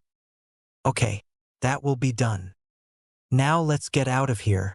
We have our promotion to celebrate back at home, said Naruto as everybody exited the mindscape. The next day, Naruto was peacefully sleeping in his room with his 2 princesses beside him when a knock was heard. Naruto groggily opened his eyes and made a shadow clone, telling it to see who was at the door. He smiled, looking at his two beautiful girlfriends sleeping beside him. He had always wanted this. People to love him and live with him. Now he had it and he wouldn't trade it for anything. His clone dispersed and he got the memories from it. It was an Umbu that had come to inform him that he was requested to come to the council room along with Hinata and Fu in 1 hour. Naruto kissed both his girlfriends on the forehead. "Hey, wake up!" he whispered. "We have to go to the council room in 1 hour. Wake up, it will be fun." The two girls slowly stirred. 5 more minutes, said Hinata. 5 more minutes, said Fu. Naruto got an idea. "Hinata, Fu, wake up. We have to bully Hayashi and the civilian council," he said. Immediately the two girls shot out of the bed. Naruto chuckled as the two girls kissed him and dragged him into the shower. 1 hour later. Naruto pushed the doors leading to the council room open as he, Fu and Hinata walked in. All eyes were on them. "What? I got something on my face?" asked Naruto as Sarutobi chuckled. "No, Naruto," he said. "Hayashi and the civilian council have called for this meeting and have asked for you to be present along with your girlfriends." Naruto nodded. "So what's the special occasion?" he asked as Koharu, an elder, spoke up. "We have received word that you were able to defeat the Uchiha prodigy in 10 seconds and you got a perfect score in everything in the academy graduation exam. Same goes for Hinata and Fu, who are clearly in a relationship with you. Not only that, but you know B-rank jutsus and the multi-shadow clone jutsu, which is an A-rank forbidden jutsu, for which you shouldn't have enough chakra to do, let alone create thousands of them. Mind telling us how?" "No," Naruto simply replied. "No? We are the council. Answer the question, boy," screeched a woman from the civilian council, named Mabuki Haruno. "Geez, shut up. We don't want to go deaf," said Fu as she rubbed her ears. "You are the civilian council. You are to only advise the Hokage in civilian matters. Me knowing jutsus is a shinobi matter, so I don't have to answer anything to you. I don't even know why you guys are even here. As for you, elder, your job is also to advise the Hokage, not question me. The only people I am obligated to answer is the TI department, the Shinobi Council, and the Hokage. Nobody else," said Naruto, earning a chuckle from the Hokage. Inoichi looked impressed while Choza grinned and Shikaku just muttered, "Troublesome blondes." Hayashi kept his calm demeanor but appeared a bit ticked off. "Still, we would like to know how you, Fu and Hinata were able to do all that," said Shikaku as Naruto mentally cursed and Minato laughed in his mind. Naruto muttered something about stupid Naras and said, "Simple. We trained and hid our skills because the civilian council has problems with me and would do anything to hold me and anyone associated with me back. They still don't understand the difference between a sealing scroll and a kunai." The Shinobi Council nodded as Inoichi spoke up. "That still doesn't explain how you were able to perform B-rank jutsus and make thousands of clones." "You are forgetting Inoichi-san," said Naruto. "Fu and I are Jinchurikis and have massive chakra reserves, while Hinata has been training to increase her chakra reserves from 5 years. On top of that, I am an Uzumaki. A normal Uzumaki Chunin should have Kage-level reserves. Add that up with being a Jinchuriki and you get a chakra monster. For knowing those jutsus, let's just say we have been receiving training from someone for many years. Can't tell you who just yet, but we have told the Hokage." Inoichi nodded. "He and the girl are clearly possessed by the Kyuubi and Nanabi. There is no way a genin can do those things. I say we kill them before they get any stronger and destroy the village," said Mabuki Haruno. "Didn't you hear what he just said? He said that we have been training for many years," said Hinata. "Yeah, if we were the Bijus, then wouldn't we have just destroyed the village if we wanted to? And if you were so scared of us destroying the village, then shouldn't you have treated us better? Treating us bad would have only increased the chances of us wanting to destroy the village," said Fu. "Why, you are lying. Why should we believe you demons?" said Mabuki. Naruto sighed. "Fu, they don't understand words. Let's just show them," he said as Fu nodded. They went through hand signs and bit their thumb. They dropped some blood on the floor as the blood slowly turned into clones of Naruto and Fu. Then the clones went up in a puff of smoke, and standing in place of them were a woman in a black gown and a man in a gray suit. "Yo Hiruzen, can you give Fu one of the copies of your Ika books?" said the man as he got punched in the head by Fu. "Shut up," she said. Sarutobi chuckled. "Not the time for that chome," he said as Shibi Aburame cleared his throat. "Oh right, I forgot to introduce you guys. This is Kurama or the Kyuubi, the Nine Tails," said Naruto as he pointed towards the woman. "And this is Chome or the Nanabi, the Seven Tails," he said as he pointed towards the man. Suddenly the room got tense. "YYU released the demons. Now they will destroy the village," said Mabuki Haruno. "Oh relax, we won't destroy this village. Unless of course you hurt Naruto, Fu or Hinata and they let us lose," said Kurama. "We aren't mindless beasts like you humans think we are. We have our own personalities and feelings. Besides, I didn't want to destroy this village 12 years ago. I was controlled by a masked man with a Sharingan. And don't even think of using that little Uchiha prick to do it. He will never be strong enough, and even if he was, it is impossible. Naruto has put anti-Sharingan seals on me. I can't be controlled again, and nor can Chome," she said. "It is true. Right before Minato died, he told me about the masked man controlling Kurama," said the old Hokage. "Why you are lying? You can't possibly be the Kyuubi. It was a giant fox full of malice," said Hamura. "Well, this is my human form. As for my malice, I don't have any since Naruto erased it all. But I can very well show you who I am," said Kurama. She then started to transform into a large orange fox, the size of Hinata, with 9 tails swinging behind it. Suddenly, the room filled with killer intent as all the people who were there 12 years ago on the day of the Kyuubi attack remembered the feeling. There was a puff of smoke and Kurama returned back to her human form as all the killer intent vanished. "Remember that feeling? Look, I am sorry that I killed your loved ones and you hate me for that, but I wasn't in control of my actions and I did what I could. I tried resisting the genjutsu and fought back so only a quarter of the village was destroyed instead of the entire thing," said Kurama.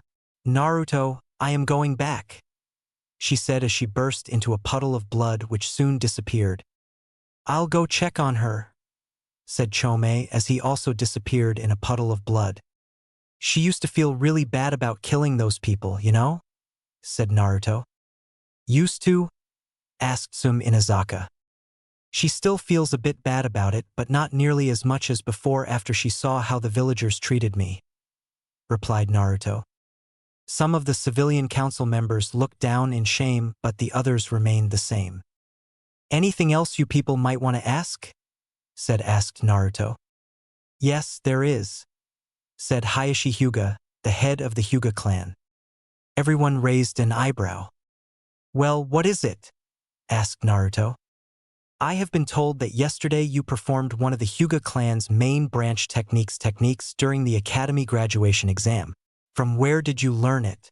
The 8 trigram 64 palms is supposed to be a secret clan technique," replied the Hyuga clan head, causing most of the people to gasp. "My beautiful girlfriend taught me it off course," said Naruto as he grinned and pulled Hinata close to him. Hayashi's face turned angry. "How can this weakling teach you anything? She couldn't even do it before. Her younger sister was able to beat her. She is a failure." Hinata, Fu and Naruto burst out laughing. "Oh Hayashi, the only reason I lost to Hanabi was because I was too kind to hurt a little girl, especially my younger sister. And the reason I didn't do the 8 trigram 64 palms is not because I couldn't, it is because you didn't let me do it on training dummies. You made me do it on branch members, but I refused to hurt someone for no reason. Also, I don't have an affinity for Earth like the rest of you Hyugas, so the Jukin isn't really for me," said Hinata. Hayashi was enraged. "Still, how dare you teach our clan techniques to someone as unworthy as him?" Naruto burst out laughing. "You have no idea how ironical that statement is. Trust me, Hayashi, I don't need your stupid clan techniques or your stupid eyes to perform them. The only reason I used that technique was because I didn't want to show my own skills. And also I wanted to anger that Uchiha prick. He said. How dare you speak of Lord Uchiha that way? Shouted a civilian. You call him Lord Uchiha, yet he hasn't even activated the Sharingan. His brother Itachi was way better. He was a prodigy and wasn't arrogant about it, said Naruto. Forget about him. For leaking clan secrets, I hereby sentence you, Hinata Hyuga, to death, said Hayashi as he made a hand sign and looked straight at Hinata, but nothing happened. Hinata started chuckling. You know, father, you should be sent to prison for attempted murder of a Konoha shinobi. I am no longer a Hyuga, so you have no rights over me, she said as she removed her headband. Hayashi's eyes widened. How do you not have the cage bird seal? He said as everybody's eyes widened. Naruto removed it for me, Hinata replied as everyone looked at Naruto. What? He asked. I am good with seals and I had a feeling you would try something like this, Hayashi, so I removed the seal. Besides, it didn't look good on her. Green doesn't really suit her, replied Naruto. How good are you exactly with seals? I know for a fact that even Jiraiya of the Sannin couldn't remove the cage bird seal, said Shikaka Nara, the head of the Nara clan. Fu smirked. Naruto and I are level 10 seal masters. Everybody's eyes widened. How? Even Jiraiya is only a level 8 seal master, said Shikaku. We got taught by someone very close to us, especially Naruto, said Fu. Don't be surprised. I am an Uzumaki after all. It runs in my blood, said Naruto smirking. May I ask who this person is? Said Shibi Aburame, the head of the Aburame clan. Now why would I tell you? Gigi knows and the council has no business knowing the skills and secrets of a mere genin. And to every member of this council, don't bother sending people to spy on us while we are training or to search my home. We train in areas that are totally secure with seals, meaning no thing or person other than me, Hinata or Fu can enter the marked area. Heck, you can't even see or hear anything inside it. All you will see is a large black cube. And there is nothing that is important to us that is kept in our house. If there is anything, then it is hidden safely and secure with blood and chakra seals, said Naruto with a smirk on his face. Hiruzen sighed. Naruto, you can go home now. Members of the civilian council, I suggest you think about what has been spoken today about Naruto's status as a Jinchuriki and please don't get any absurd ideas. Naruto is completely stable and Kurama means no harm to the village. The person who you should hate is the masked Uchiha that controlled Kurama and caused the death of your loved ones and our beloved fourth Hokage, he said. Hiruzen snapped his fingers as two umbus appeared beside him. Take Hayashi away to prison. Even though he is a clan head, he should know better than to try to kill a Konoha shinobi, he said as Hayashi frowned but went with the umbus without resistance. After a while, everyone left the council room except Hiruzen, who sighed. I am too old for this shit.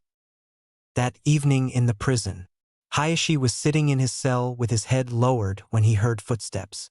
He looked up to see one of the Hyuga elders standing in front of him. How did you end up here? Asked the elder. Hayashi clenched his teeth as he replied. Hinata taught Naruto Uzumaki the 8 trigram 64 palms, and he was able to perform it perfectly in the academy graduation exams. I tried to get rid of her by using the cage bird seal, but it didn't work. It turns out that the Uzumaki boy is a seal master and was able to remove her seal. They then blamed me for trying to kill a Konoha shinobi, as she is not a part of our clan anymore and I don't have any rights over her, he said. Said the elder. The Uzumaki, Hinata, and the other girl, Fu, need to be taken care of permanently. We can't risk them leaking clan secrets. Imagine they leak our clan techniques to other clans and civilians. The Hyuga clan will be doomed. Hayashi nodded. That night in Naruto's house, Naruto, Fu, and Hinata were sleeping peacefully in Naruto's room while 3 men snuck into their house. Do you remember our orders? Asked the first man. Yes, replied the second man. Eliminate the demon and his whores and leave no traces related to us behind. Good, now let's get moving, said the third man as they quickly entered the house. They reached the room in which the three lovers were sleeping and looked down upon the sleeping bodies on the bed. This is too easy, said the first man as he took out 3 kunai knives and threw them at the lovers. Just as the kunai hit their targets, the 3 sleeping on the bed burst into puffs of smoke and appeared behind the men. You both get the bitches. I'll handle the demon, said one of the assassins. The fights didn't last long. Fu easily slit the throat of her attacker while Hinata paralyzed and knocked out her opponent. Naruto was about to stab his opponent in the chest when something happened that he didn't expect. A fourth man appeared behind them and threw a kunai to the back of his and his girlfriend's heads. He didn't know what to do. He was quite fast, but the kunai had almost reached them and he knew he wasn't fast enough to save both his girls. Suddenly, his hexagon activated, but it didn't stay like that for long. It slowly evolved into something different. The outer part of his eyes had now turned black and had golden rings in them. His eyeballs had now turned golden and had a white, horizontal 8 or an infinity symbol in them, with a black slit running through the middle of it. Time seemed to slow down till it stopped completely. Everybody and everything was frozen. Naruto decided to think about this later and used this time to quickly catch the kunai in midair and throw them down to the ground and slit the throat of his opponent and the new attacker. Suddenly, everybody and things started moving again. What just happened? Asked Fu. One moment we are about to be impaled by kunais and the next they are on the floor and your opponent and the new attacker are dead. That wasn't sheer speed now, was it? Asked Hinata. No, my hexagon has evolved, and I think I just stopped time, replied Naruto. So, there was an assassination attempt by 4 jounins. Do you know who sent them? Asked Hiruzen Sarutobi. It has been a few hours since the 4 assassins had come to kill them. Naruto was enraged that Hinata's and Fu's life was in danger. He hadn't thought that someone from the village would be stupid enough to try and kill them. Apparently he was wrong. While Fu set up seals all around the house to protect them from another break-in, Naruto tortured the only alive assassin to find out who sent them and Hinata cleaned up the messed-up house. Yes, replied Naruto. It was Hamashi Hyuga, one of the Hyuga elders who sent these branch members to assassinate me and the girls. We killed 3 of them and left 1 alive to torture and get the information. Then we cleaned up and set seals around the house, so if anyone tries to enter without us letting them, they will be shocked, burnt, and poisoned immediately, rendering them unconscious. Then we dropped the jounin off at the torture and interrogation department and came here. Hiruzen nodded and sighed. Hamashi, along with the assassin, will be executed after the interrogation is complete. The Hyugas really crossed the line this time, didn't they? Yes, I never thought that they were so afraid of us leaking their secrets that they would actually try and kill us. But who am I kidding? They think that their techniques are the best, so they don't learn anything else. They are the all-seeing Hyugas after all, said Hinata in a tone filled with venom and dripping with sarcasm. Well, you 3 should head over to the academy now. Today you will be assigned to your teams, said the old Hokage as the 3 nodded and disappeared in a swirl of leaves. The Hokage then looked at his desk and saw the piles of paperwork he had to complete. Is it just me, or has the paperwork increased? Damn you, Naruto. In the academy 1 hour later, Naruto, Fu and Hinata were sitting at the back of their class, waiting for Irika to announce the teams. Good morning, class, said Irika as he entered the class.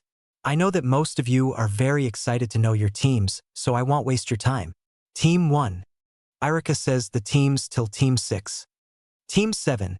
Since there is an extra graduate this year, this team will have 4 members instead of the normal 3. Kiba Inazaka, Shino Aburame, Sasuke Uchiha, and Sakura Haruno. Your son Dash. Yes, take that Ino pig. I am on the team with Sasuke Kuin, screamed Sakura as everybody flinched and Irika glared at her. As I was saying before, I was rudely interrupted, said Irika. The sensei for Team 7 will be Kakashi Hatake. TCH, why do I have an extra teammate?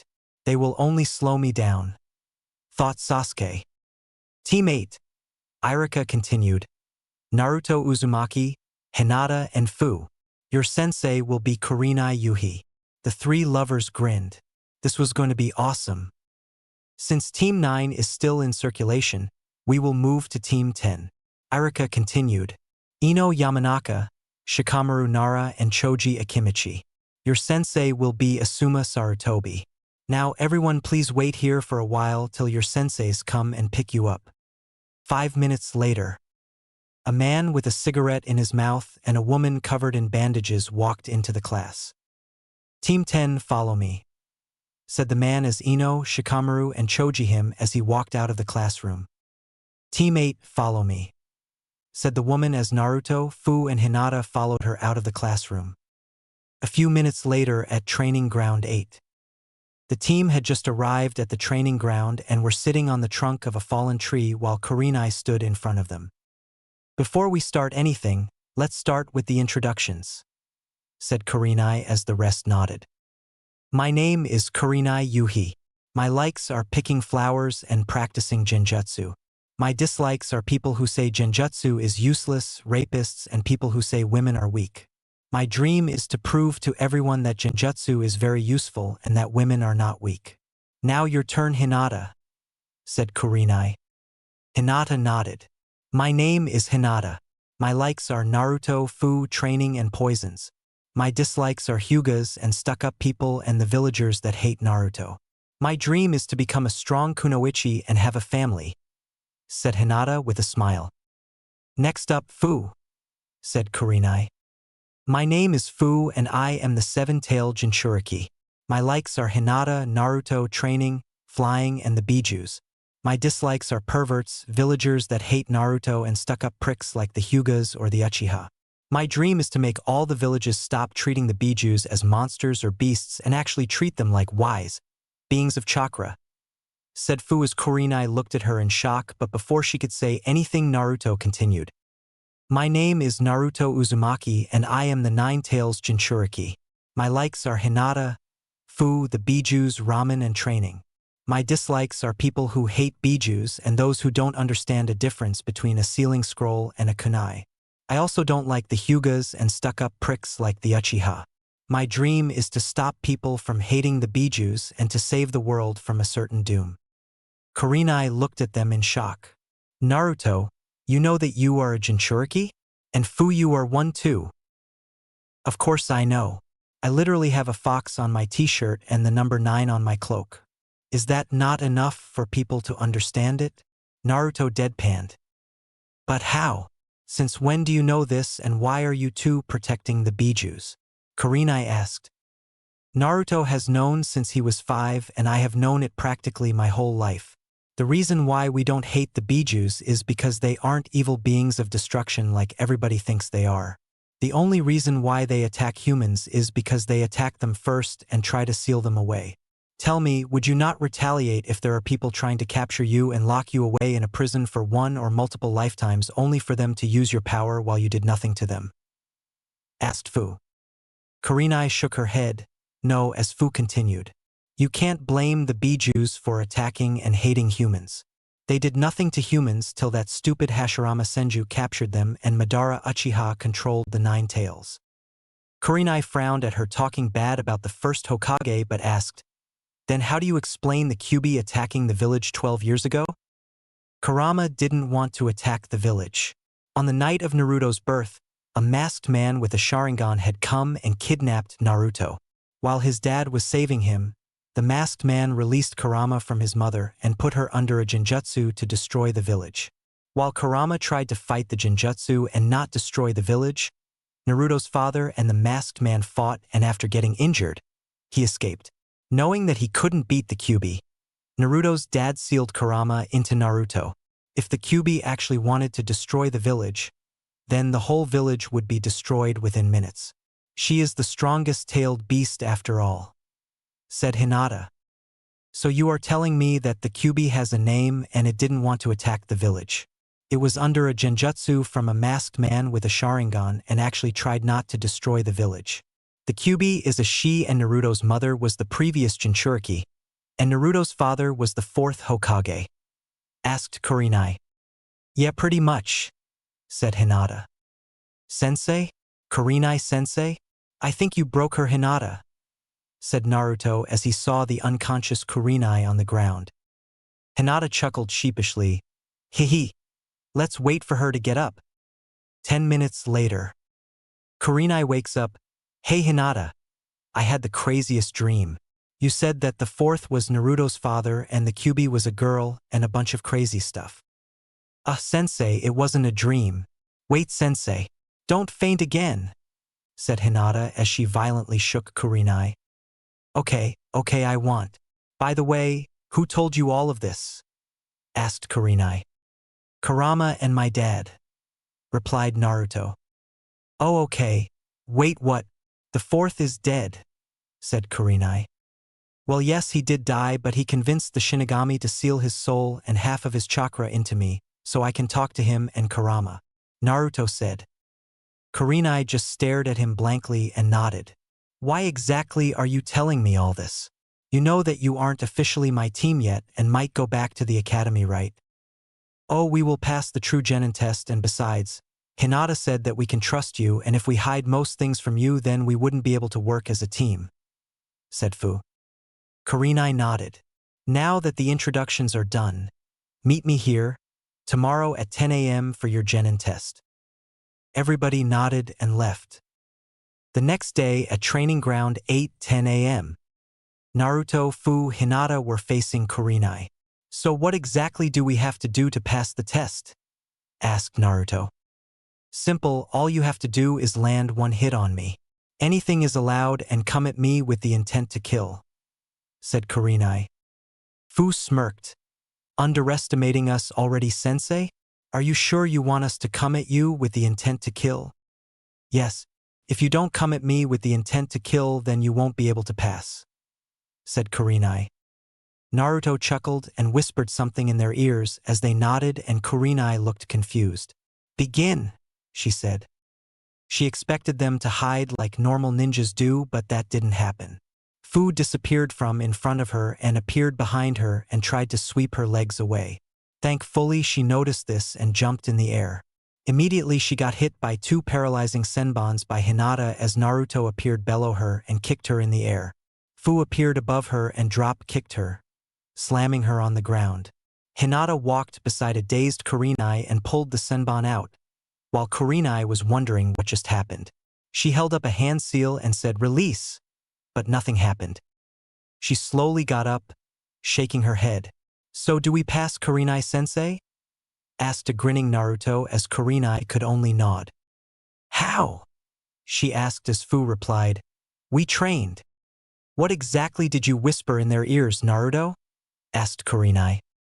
Naruto smirked and replied, I told them to not come with the intent to kill and keep their resistance seals on.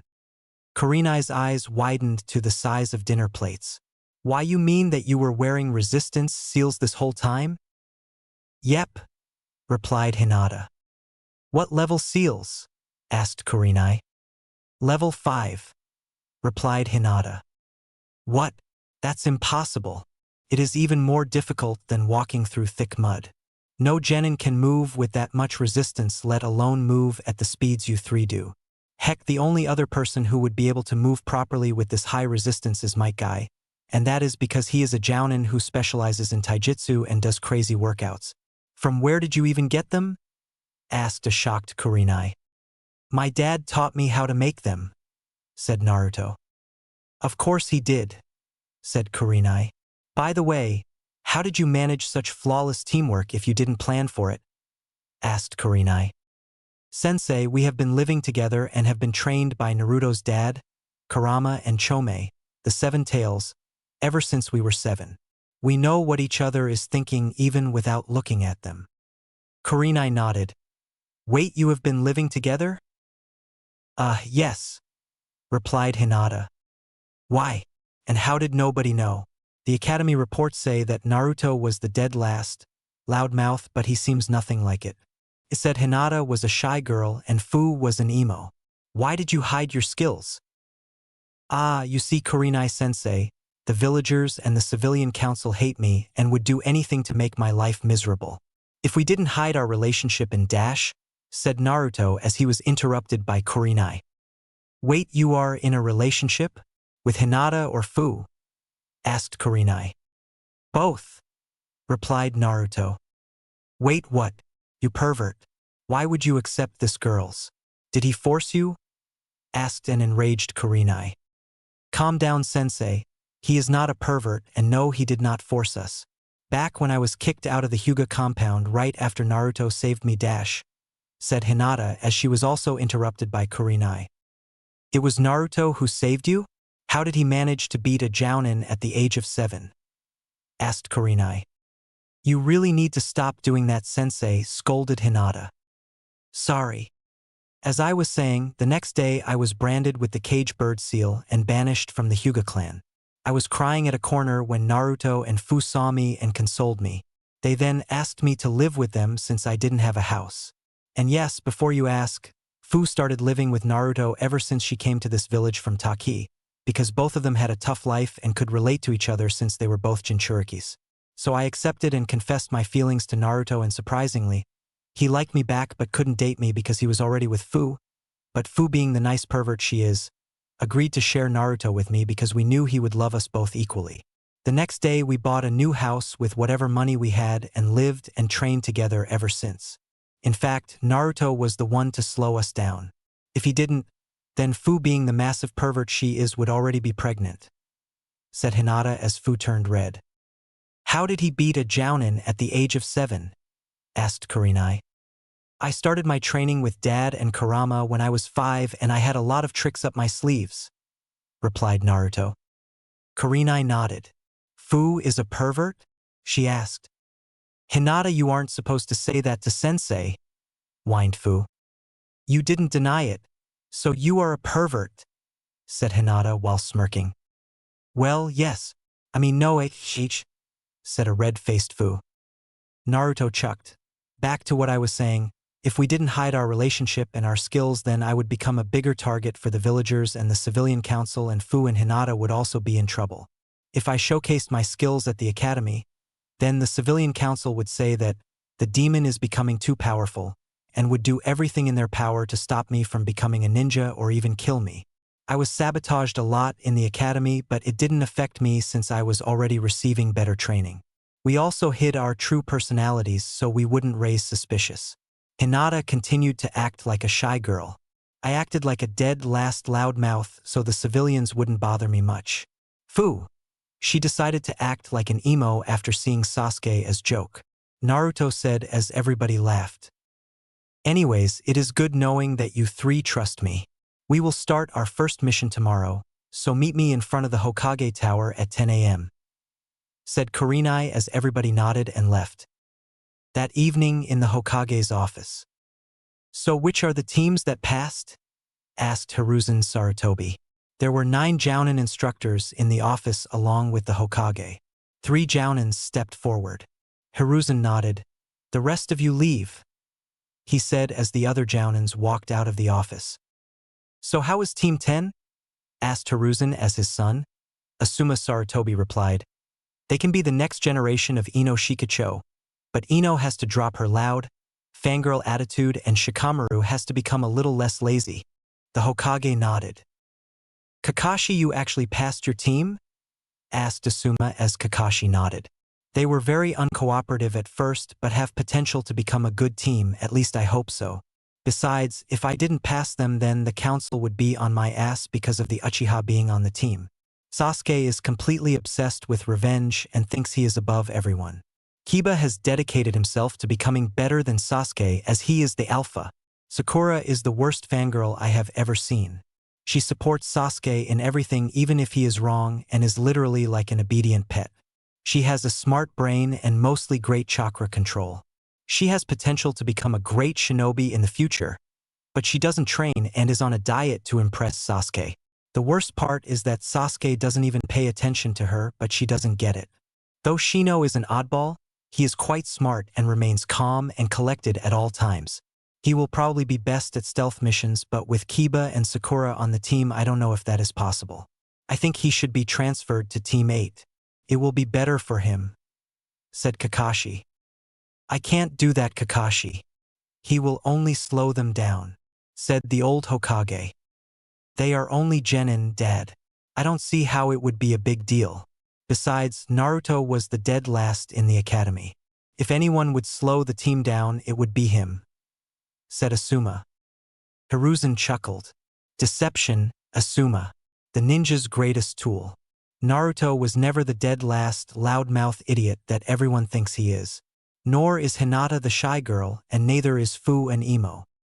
He is right, Asuma. As much as I hate to admit it, they beat me, and their teamwork work was flawless. Each second for a move, performed perfectly, and the best part, they did it all under 3 seconds without planning, while wearing level 5 resistance seals, said Kurenai as everybody's eyes widened. You were joking, right? Surely they can't be wearing resistance seals and be moving that fast, let alone be wearing level 5 ones, asked Asuma. Nope. I might not be a seal master, but I know what resistance seals look like since I did learn a little bit of sealing, and they were the real deal, said Kurenai. I knew Naruto and the girls did some crazy training, but this is the level of my guy, said the Hokage while Kakashi just cried anime tears and muttered, Why do I never get the good ones? One team who does good teamwork and I don't even get them. Instead I get a bunch of brats that are nothing alike and refuse to be a proper team, he said as everyone just laughed. The next day at 10 a.m., Hinata, Fu and Naruto were in front of the Hokage Tower, waiting for Kurenai to arrive. There was swirl of leaves in front of them as Kurenai appeared out of it. Let's go, shall we? She said as the others nodded. They pushed open the doors to the mission hall as they walked in. In the mission hall were 2 people known very well by the team, the 3rd Hokage and Irika. Team 8. How many missions do you want today? Will 20 be enough? I won't be able to give you your daily amount as the newly passed genin also needs some missions, said the Hokage. It's fine, Gigi. Actually, since we are official genins, how about a C rank mission just to get the hang of higher missions? Then we can do the difficult ones later, said Naruto. Kurenai looked confused. Lord Hokage, what do you mean by how many missions? Shouldn't the question be which mission? And Naruto, stop asking the Hokage for a C rank mission on your first day. No genin is allowed to do a C rank mission till the team has done at least 50 D rank missions.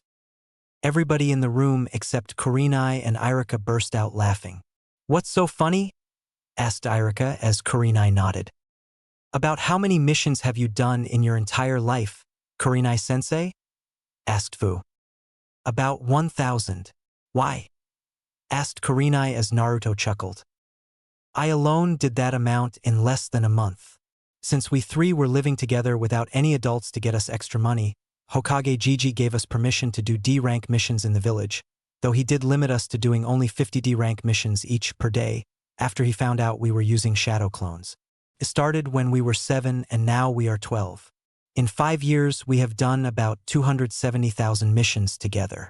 I think we have done enough D-rank missions to be eligible to do a higher rank mission, said Naruto as Kurenai and Irika were dumbfounded. That's impossible, Naruto. There is no way you 3 did that many missions, said Irika. Impossible is only a word, sensei. Naruto has proven that many times. If you don't believe us, then check our files and see our mission records, said Hinata. Irika got up and walked towards a cupboard. He opened it to see it filled with files. After a few minutes of searching, he removed 3 large files from the cupboard. He opened one of the files as his eyes widened. He quickly opened the other 2 and went through them as his shocked expression didn't change.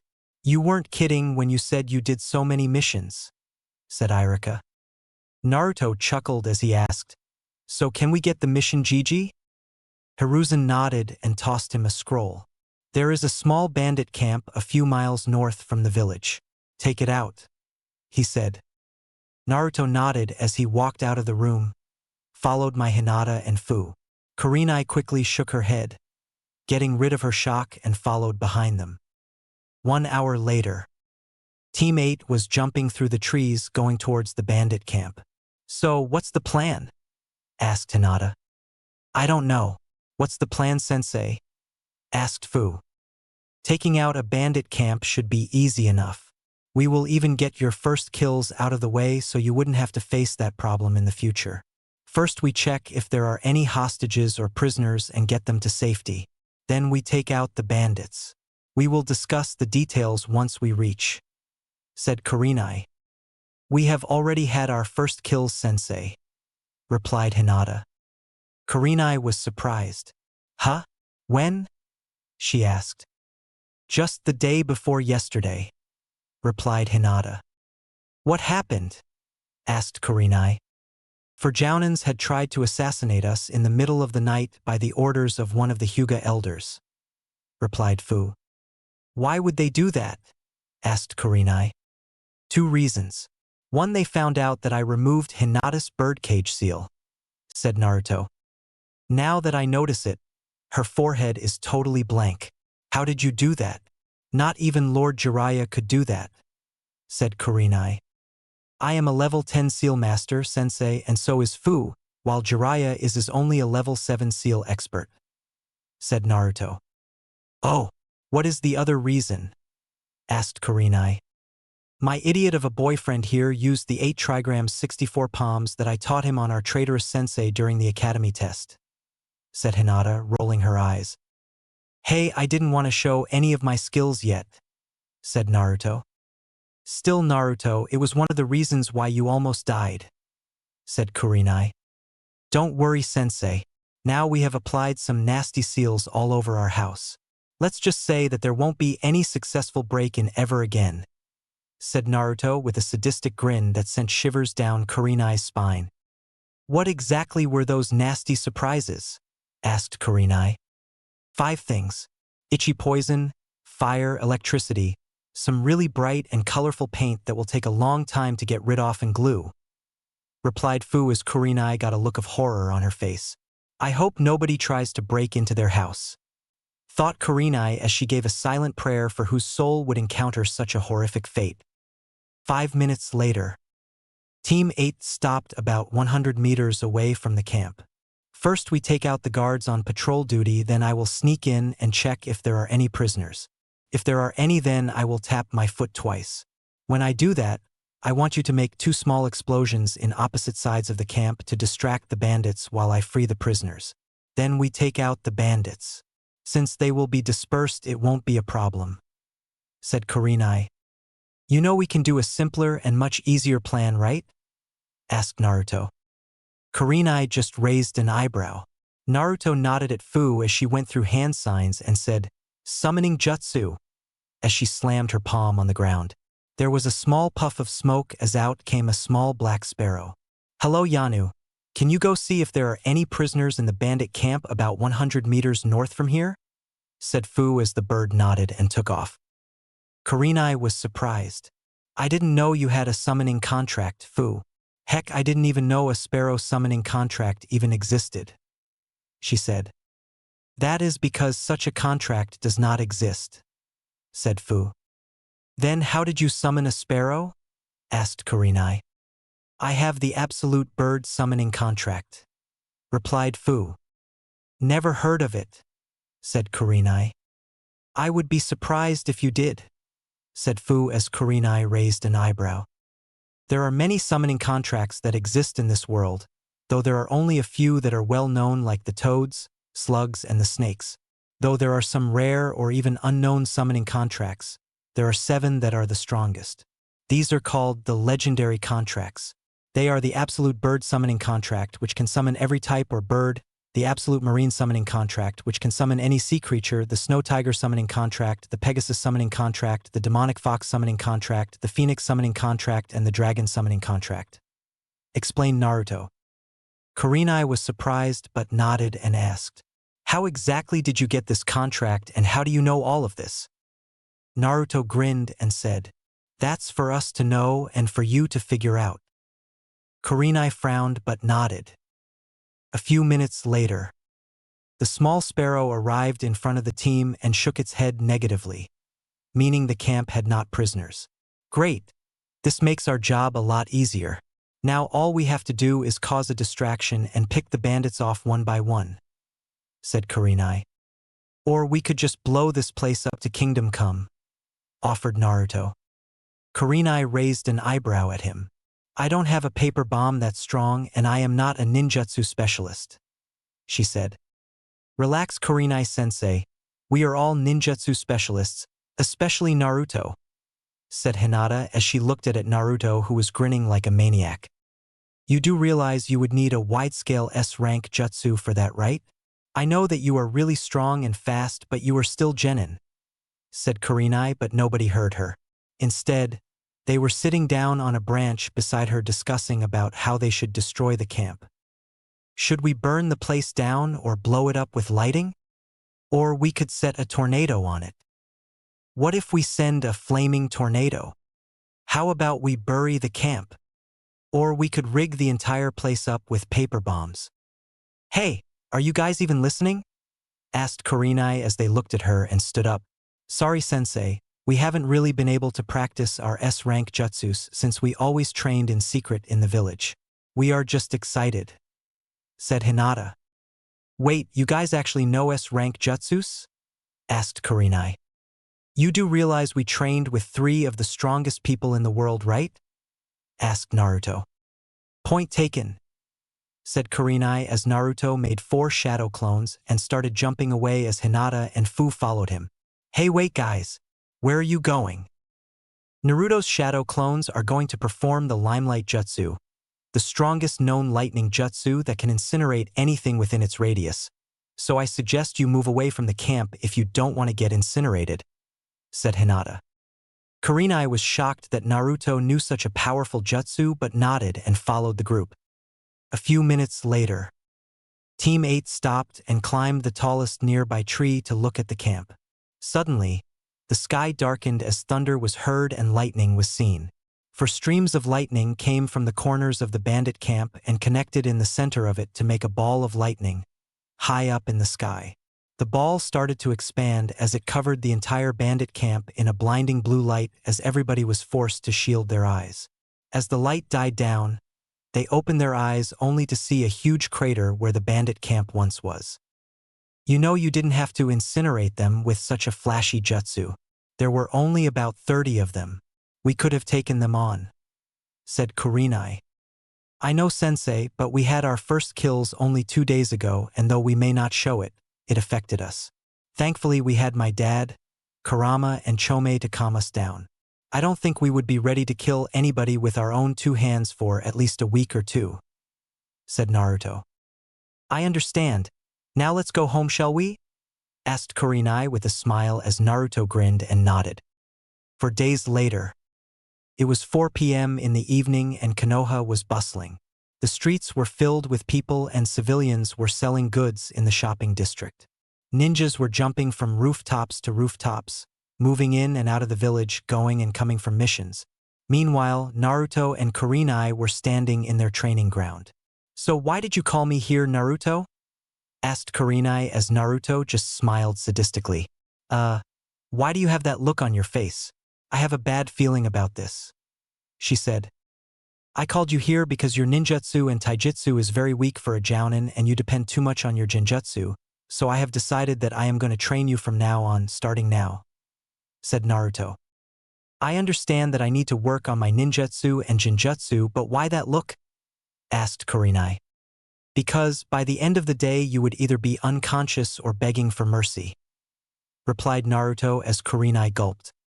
1 month later, it was 7 p.m. in the evening. Kurenai and her friends Anko, Asuma, Kakashi, Yugao, and Might Guy were sitting in their usual barbecue restaurant. Hey Kurenai, I heard you were getting trained by someone. Mind telling us who? Asked Yugao. Yeah, who is this mystery person? Asked Asuma. It's Naruto, replied Kurenai as Kakashi spat out his drink. You mean our Naruto? As in the Jinchuriki with 2 girlfriends? Asked Kakashi. So you are being trained by a dead last perverted kid? Asked Anko. What has happened to you, Kurenai? Asked Yugao. Kurenai's eyebrow twitched. He is not a pervert, In fact, he hates perverts and he loves both his girlfriends equally. I have seen that. And I don't think you should be calling someone who throws around S-rank jutsus like they are nothing and runs faster than me while wearing level 5 resistance seals a dead last. She said. Everybody stared at her. Suddenly Anko burst out laughing. Good one, Kurenai, she said. I am not kidding, said Kurenai as Anko stared at her.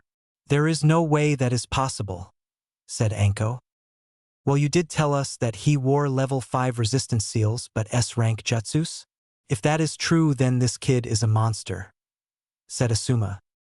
You have such a youthful student, Kurenai, shouted Guy with tears flowing down his face. Youthful? More like monstrous. No, that is an understatement, said Yugao. I still don't believe the kid can do that, said Anko. Yeah, you are right. I was one of the umbus assigned to watch him. Though he diked me a lot, I always found him quickly.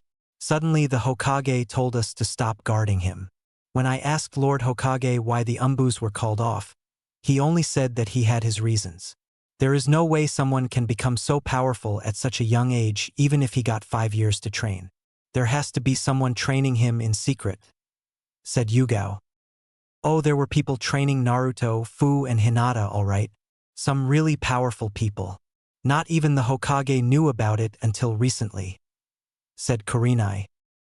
More than one person trained them? Asked Asuma as Kurenai nodded. How powerful are these people you are talking about? Asked Kakashi, looking out of his book. Strong enough to decimate armies and destroy villages, replied Kurenai as everybody stared at her. Who are these people? Asked Asuma, asking the question that everybody wanted to know the answer of. Sorry, can't tell, said Kurenai. Hey, Kamen, you gotta to tell us, whined Anko. Can't tell. It is an S-rank secret, said Kurenai as she then giggled as everybody stared at her. Hawk in position. Dog in position. Flower in position. Beetle in position. Capture the target now, a voice shouted as 4 people jumped at their target, Tora, the demon cat of Konoha. Phew, finally we caught this demon, said Kiba. Good job, my cute little genin. You only took 2 hours and 23 minutes to catch Tora. It's a new record, said Kakashi as he appeared in front of the 4 with an eye smile. TCH, said Sasuke. Hey, this isn't even a mission. I bet if you two weren't there, then Sasuke-kun would be able to do it in only a few minutes, screeched Sakura as Tora flinched in her hands. Kiba's eyebrow twitched as Shino just gave her a blank stare. Now, there is no need to fight. Let's go to the Hokage Tower, said Kakashi as Sasuke scoffed and started walking away as everybody followed him and Kakashi mentally sighed. At the Hokage Tower the next day. You called Hokage-sama? Asked Kurenai as she appeared in the office along with her team in a shunshin. Team 8, I need you to head to the land of Wave. Yesterday I sent Team 7 to escort a bridge builder to Wave, but apparently they were attacked by the Demon Brothers on the way there and have decided to continue the mission though they have asked for backup. The mission has been bumped up to be rank and possibly a rank, said Hiruzen. Kurenai frowned. Kakashi knew that his genins were too weak for such a high-level mission, yet he decided to continue. He will be punished, thought Kurenai evilly in her mind. When do we leave Hokage-sama? Asked Fu. Leave as soon as you can and go full speed. There may be one or multiple stronger missing Nins waiting to attack them and Kakashi won't be able to fight and protect his team and Tazuna at the same time. Naruto, you might have to use your skills in front of Team 7, said the Hokage. I know, Gigi, but it is going to be fun messing with the Uchiha prick, said Naruto. Hiruzen chuckled. Just don't hurt him too much. He does need to loose that arrogance or he will get killed. Naruto nodded. Okay, team, I know that you guys already have your stuff packed for any kind of mission, so we leave in half an hour, said Kurenai as she and her team shunshined out of the room. Hiruzen sighed and looked down at his desk. His eyes widened at what he saw. It was nothing, no paperwork, He blinked a few times. This seems too good to be true, he thought as he held his hand in the ram seal and said, Kai. There was a puff of smoke and a huge pile of paperwork appeared on his desk. Tears came to his eyes as he read a note that was on top of the paperwork.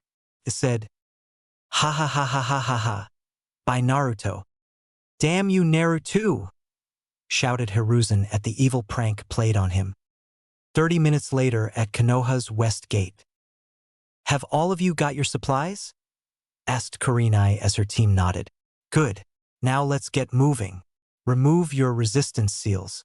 We need to catch up as soon as we can, she said as all of them went through hand signs and stopped at the ram sign. Total release, they said as suddenly all of them felt a lot lighter. It has been 2 months since Naruto started Kurenai's training and she was on level 2 resistance seals, while the rest were on level 6. Move out, said Kurenai as all of them blurred out into the forest. 6 hours later with Team 7. Run. Run as fast as you can. His water clones can't move far away from here. You can't beat him. Take Tazuna and run, shouted Kakashi as he was trapped inside a water prison. Sakura and Tazuna were scared while Shino and Kiba were nervous. Sasuke just scoffed and said, It doesn't matter who you are. I am an Uchiha, an elite. You are no match for me, he said as he charged towards a water clone of Zabuza with a kunai in his hand. Just as Sasuke reached the clone, Zabuza kicked Sasuke's hand, causing the kunai in his hand to bury into his right eye as Sasuke screamed out in pain. Zabuza slashed his sword at the boy, giving him a huge cut across his chest and kicked him hard, sending Sasuke flying back. Zabuza raised his sword high in the air and jumped, ready to deliver the final blow to Sasuke when he heard, lightning style, lightning beam, as a yellow beam came from the top of the trees, obliterating the Zabuza clone. Where the clone once stood, appeared Team 8 in a gust of wind, with Naruto's hands smoking. What kind of mess have you gotten yourself into, big brother Kakashi? Asked Naruto with a smirk. Last time on Legend. Run. Run as fast as you can. His water clones can't move far away from here. You can't beat him. Take Tazuna and run, shouted Kakashi as he was trapped inside a water prison. Sakura and Tazuna were scared while Shino and Kiba were nervous. Sasuke just scoffed and said, It doesn't matter who you are. I am an Uchiha, an elite.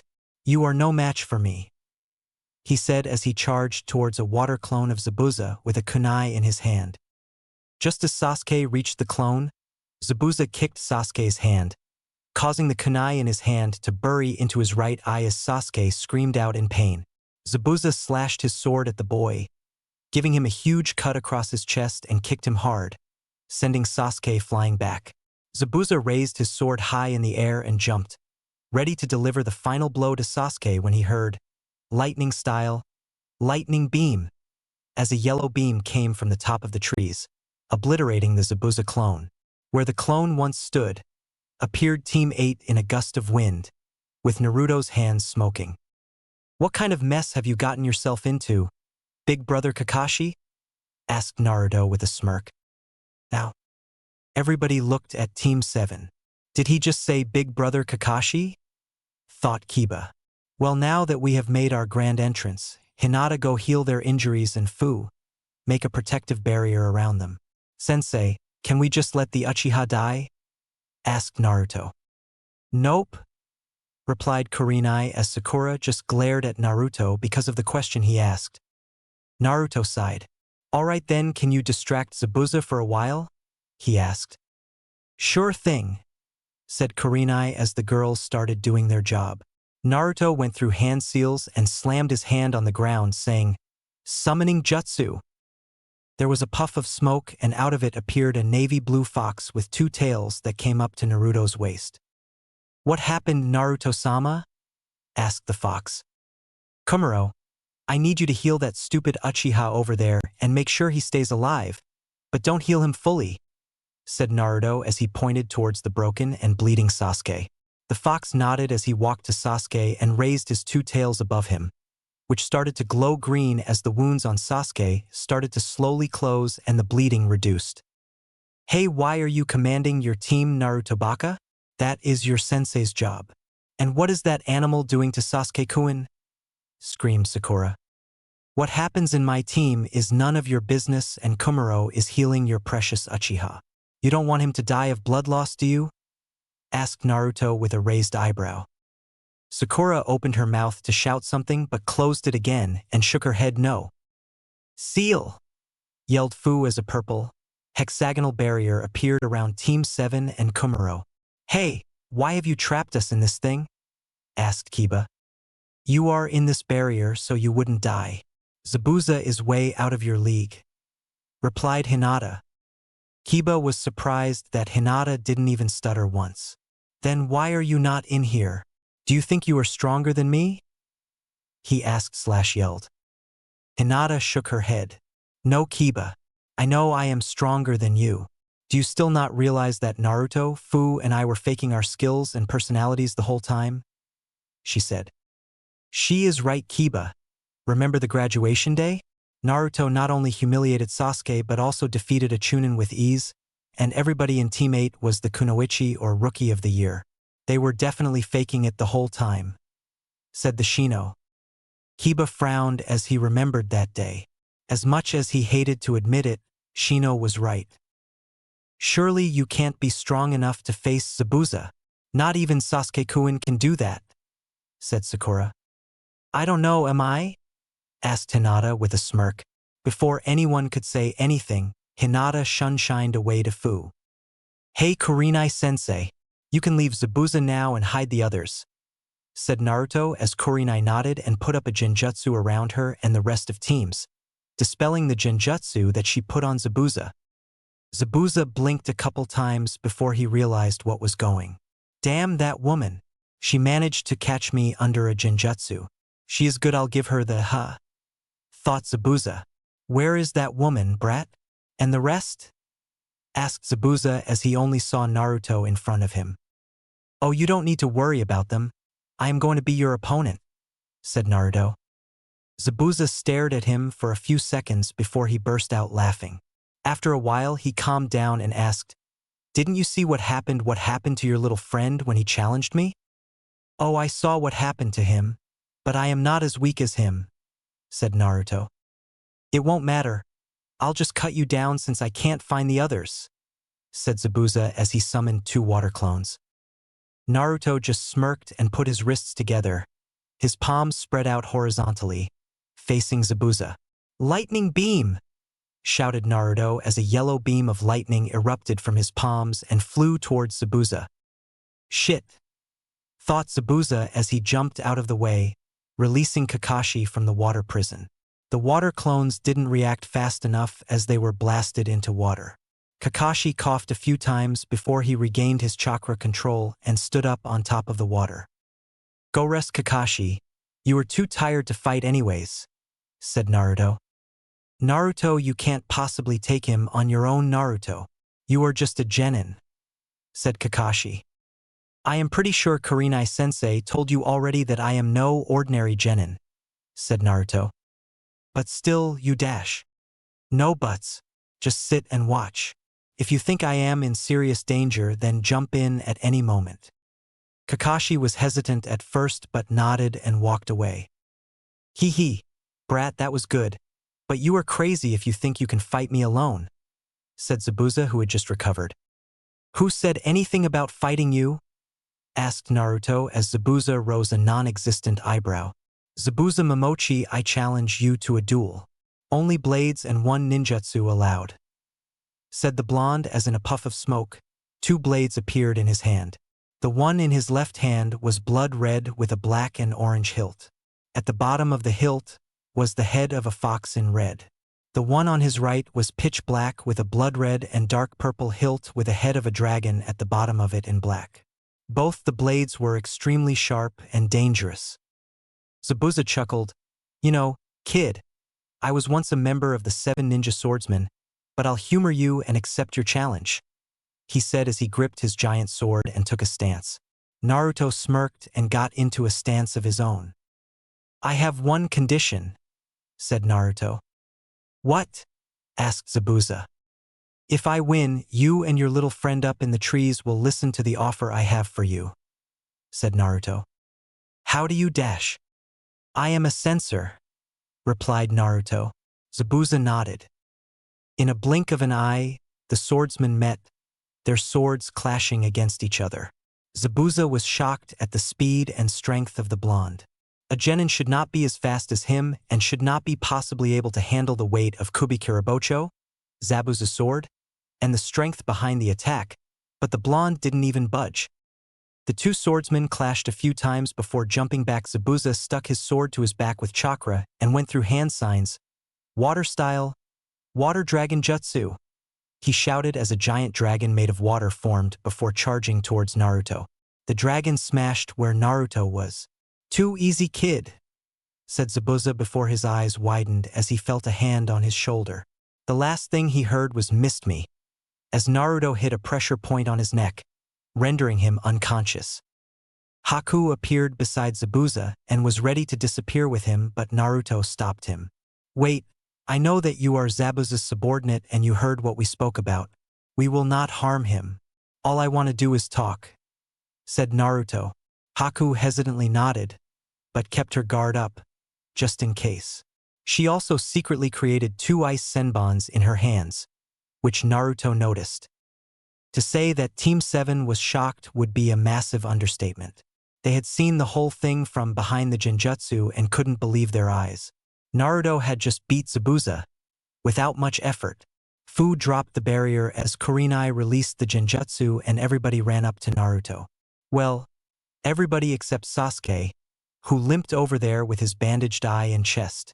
He had just woken up when Naruto and Zabuza's fight was about to start, and was fuming after seeing how Naruto beat Zabuza, and how did he even get those cool swords? He was an Uchiha. He should have been the one with that kind of skills and equipment. You weren't kidding when you said that this kid is strong, Kurenai, said Kakashi. Kurenai just chuckled while Naruto said, You shouldn't be surprised, Kakashi, seeing who I hold and who I am related to. Kakashi froze while the genins of Team 7 looked confused. What do you mean? He asked with a serious expression and a narrowed eyes. Don't play dumb with me. Yellow speed, red fury, crimson destruction. Ring any bells? Said Naruto. The other genins looked even more confused, but Kakashi understood the hidden meaning, making his eye widen. How do you know? He asked. Naruto chuckled. I will explain later. For now, we have more important things to take care of, he said as Kakashi nodded. Zabuza groaned and woke up, putting everybody on guard. What happened? He asked. He blinked a couple times and saw Haku beside him and the Konoha ninjas in front of him. I beat you. That's what happened, said Naruto with a grin. Zabuza was shocked. Did a genin just manage to beat him? He sighed and got up. Okay, tell me, what was that offer you had for me? Said Zabuza. You know Gato, despite being rich, is a very stingy person, right? Asked Naruto. Your point.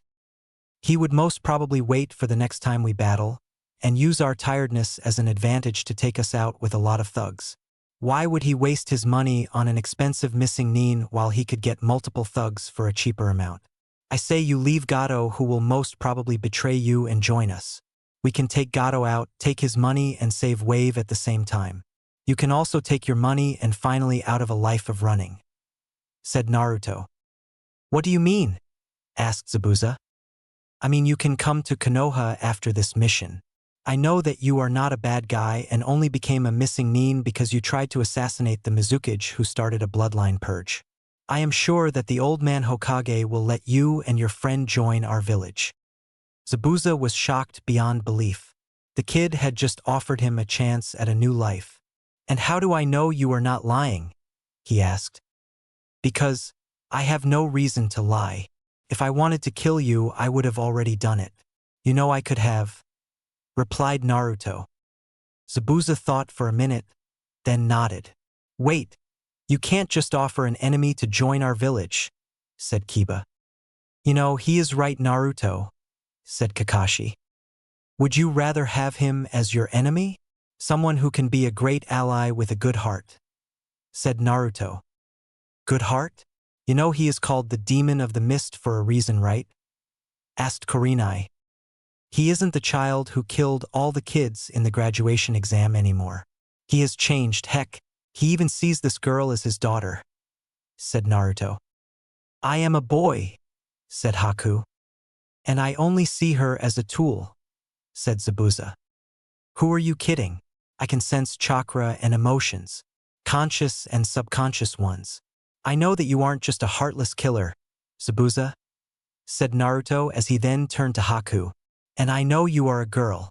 I can sense the chakra you have put in seals around your chest to hide your assets, he said. Zabuza and Haku looked surprised.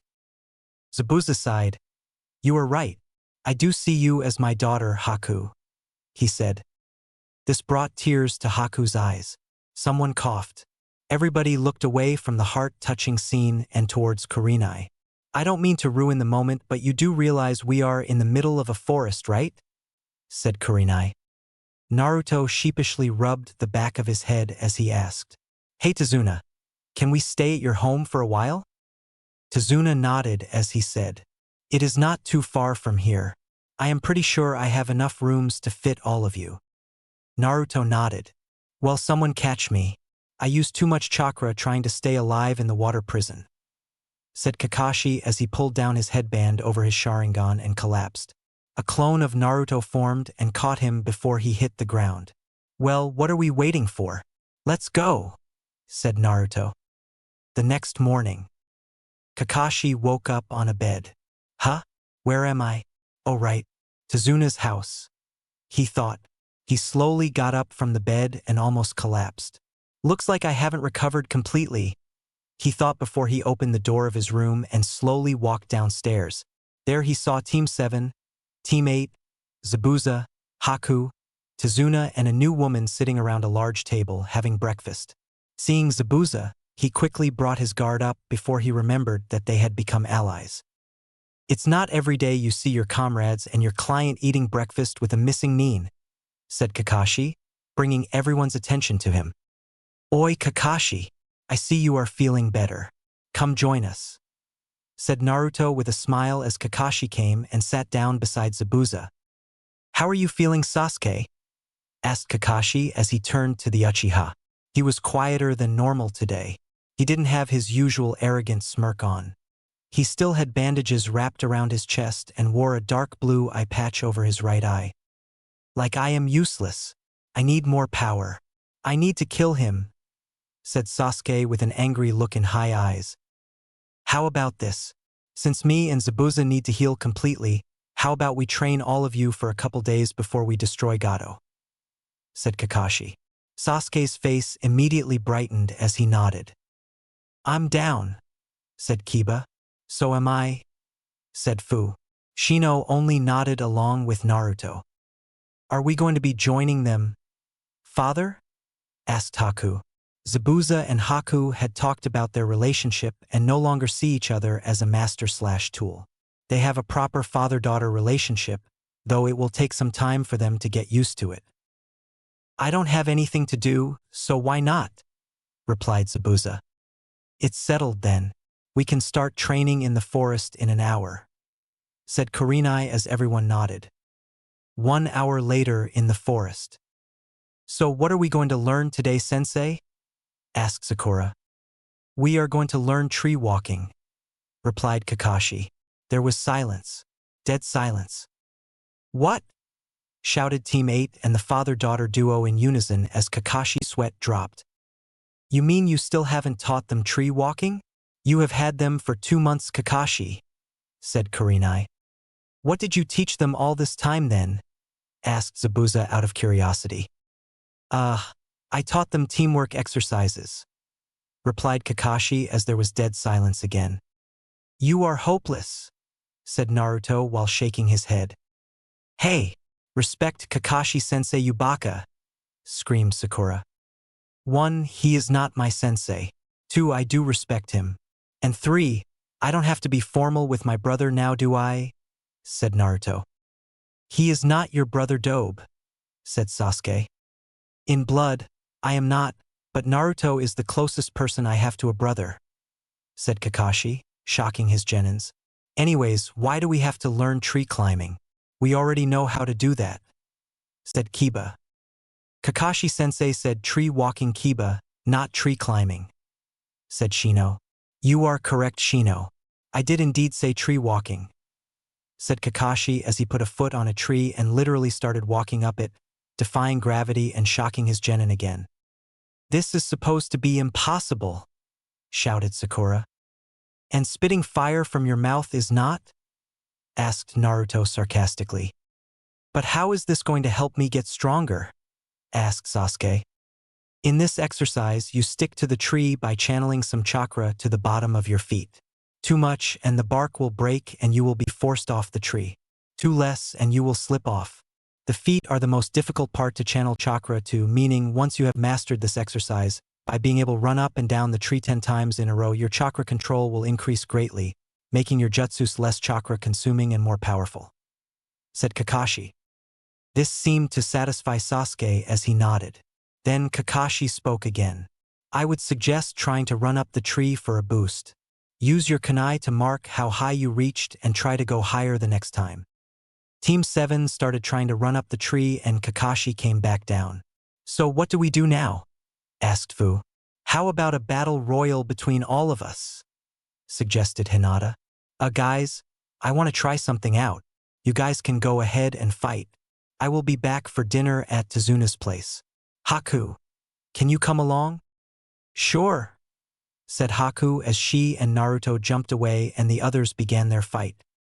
In a clearing 5 minutes later, Naruto and Haku were standing face to face in an open clearing that was a little distance away from where the others were training. So what do you have in mind, Naruto? Asked Haku. Naruto's expression turned serious. Haku, I am going to tell you a secret and would like to try something out, but you have to promise me that you won't tell what I am going to tell you to anyone. Not even Zabuza. Haku hesitated for a moment but nodded. I promise you, she said. Naruto sighed and turned on his Exagon as Haku gasped. Yeah, I have a dojutsu. It is called the Exagon or Angel Eyes. It is like the Sharingan of the Uchiha clan but much, much better. It has the same abilities as the Sharingan and has great visual prowess, only much stronger. The reason I am telling you this is because I suspect that my eyes can not only copy Nin Kenjen and Taijutsu, but also copy Kekka Genkai. Haku was shocked to think there was a dojutsu with such power. How? She asked. I am not sure if it will actually work, but if you could just perform a Hayaton Jutsu and with your permission I would try to copy it. I know that you have ice release because I saw you make an ice senbon. I can make ice senbon too using wind and water chakra, but since I don't have the bloodline it is very difficult for me, said Naruto as he held out his hand as an ice senbon slowly formed in his hand, but it dissipated after a few seconds. Haku thought about it for a minute and nodded. This way, even if something happened to her, the Hayaton bloodline would pass on and not die out. She went through hand signs and said, Ice release, ice clone technique, as a perfect replica of Haku was formed out of ice. For Naruto, this happened in slow motion as he could see Haku molding her chakra and how the clone formed. He muttered, copy, as his Exagon started slowly spinning until it sped up and the Tomo's spinning soon turned into a blur. Naruto's body started to glow a faint light blue as inside his body his chakra changed to be able to use ice release. His Exagon stopped spinning as he went through hand signs and said, Ice release, ice clone technique, as an ice replica of Naruto was soon formed. Naruto grinned. I can't believe it actually worked. This is awesome, shouted Naruto as Haku looked at him with a faint smile on her face. Your ice clone is good, but it isn't perfect. You need practice, said Haku. Then let's start training, shall we? Said Naruto as the both of them grinned. Time skip.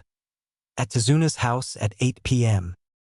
Naruto and Haku entered the house and saw everybody sitting on the dining table. Zabuza was talking with Kurenai and Tazuna while eating, and Kakashi was giggling, eating and reading his porn at the same time. Shino was sitting and eating silently while Sasuke and Kiba were trying to stuff as much as they could down their throats, and Sakura was just staring at her Sasuke-kun. Hinata and Fu were talking while Tsunami was in the kitchen cooking some more Hey guys, who won the battle royal? Asked Naruto as he and Haku sat down beside Fu. It was a draw between Hinata and Fu, replied Kurenai as Zabuza snorted. Only because me and Kakashi aren't fully healed yet, he said, but everyone ignored him. So what were you doing with my daughter, Naruto? He asked. Oh, nothing. This and that, replied Naruto as he smirked when Zabuza glared at him. What were you actually doing, brat? Asked Zabuza. Training. Working on something new that I couldn't do without Haku's help. Oh, and what is that? Zabuza asked with narrowed eyes. Relax, Zabuza. I was just practicing some jutsus. Needed the help of her ice release to test them out, replied Naruto. Zabuza's gaze lingered on Naruto suspiciously for a couple seconds before he looked away. Naruto chuckled and started eating. Suddenly a little boy ran downstairs and asked, "Why are you ninjas still here?" "Because we have to protect your Gramps while he builds his bridge," replied Hinata. "What's the point? Gato will just kill you all with his army. You should just leave and go back to that fancy ninja village of yours and live your luxurious lives. I bet you people don't even know the meaning of suffering," shouted the little boy. Zabuza and Naruto looked at each other and burst out laughing. Even Hinata and Fu started giggling. "What's so funny?" asked the boy. Immediately, everyone stopped laughing and glared at the boy, making him flinch. "What's your name, child?" asked Zabuza. "Inari," replied the boy. "Well, Inari, what has happened to you that is so bad that it made you lose all your hope?" asked Fu. At this point, all Inari wanted to do was run upstairs to his room and cry, but he just couldn't move. "My father was publicly executed for standing up against Gato," replied Inari. "Oh, so he died a hero, is that all?" asked Naruto as Inari flinched and tears built up to the edge of his eyes. "Naruto Baka, shut up. What do you know about suffering anyways? Stop acting so heartless," screamed Sakura. Naruto glared at the girl, making her flinch. "I swear that's the most ironical statement I have heard all day." Naruto chuckled and looked at Inari. Getting serious again, Naruto pointed at Hinata. Hinata over there was banished from her clan and family at the age of 7 because she wasn't strong enough to stand up to a jonin in the middle of the night when she was just a child. He said, then pointed at Fu. "Fu over there came to our village at the age of 7 because she was hated by her entire village for absolutely no reason. Her entire existence was ignored, and she was even beat up and nearly raped at times by drunk adults, so she had to come to our village. Sasuke, even though he is an arrogant asshole, knows more suffering than you, Inari. His entire clan and family was murdered by his own brother in just one night. Kakashi has lost both his teammates, his sensei, and his parents.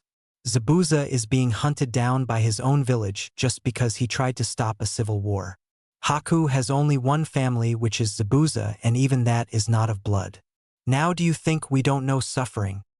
For a minute there was only silence. Then it was broken by Tazuna asking, "What happened to you, kid?" Naruto grinned and cackled like a maniac. Then he stared at Inari. "Oh, nothing much. My parents were killed on the day I was born. Stabbed through the gut by a demon that attacked our village many years ago. The same demon was sealed inside me to protect the village. But guess what? I protected the village from destruction, and I get thrown out of the orphanage at the age of 3.